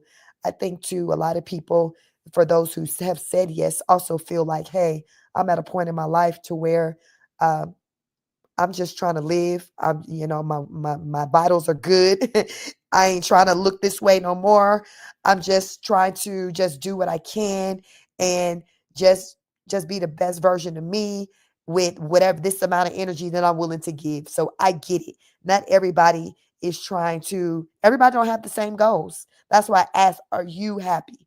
Because if you're not, that's when you have the responsibility to do something about it so you can get to that happy place, because no one external can make you happy. It's not even about your partner. Everything is internal. Everything is internal. You have to seek it from within, because if you're looking for it external, you can spend a lifetime searching for it. Remember, always turn within. I like to leave my life by saying, go out into the world and show up in a way in which you want others to show up for you. What that means is like attracts like. We're energy. Give off good energy, be positive. You'll get that in return. You are what you think. Like they say, there's a book titled You Are What You Eat. You are what you think. You think positive, you get positive results. You see positive things happening for you in the physical realm, in the 3D, 4D, 5D, whatever D you want to call it. You see it. But guess what? When you think negatively, the same happens. You get negative results and you see negativity right before you in the physical form. So if you are what you think, you might as well think positive, right? You have control. We all have more control than what we think we do. Make sure you follow me on this channel as well as my second channel, Chic Speaks on It. So it's just Chic Speaks like this channel and add the two words on it. That is my second channel. It's a reaction channel. This is my health related channel. So I do live AM workouts Monday through Friday on this channel. This has been the holiday week, so I've been on a little break, but definitely I will be back on my grind starting Monday. I may get a workout in tomorrow. Just make sure you have the notification bell hit so you will know when I go live, so you can get in a live workout with me and I can show you how to get it done, how me as a 44-year-old woman get it done, how I maintain a healthy weight.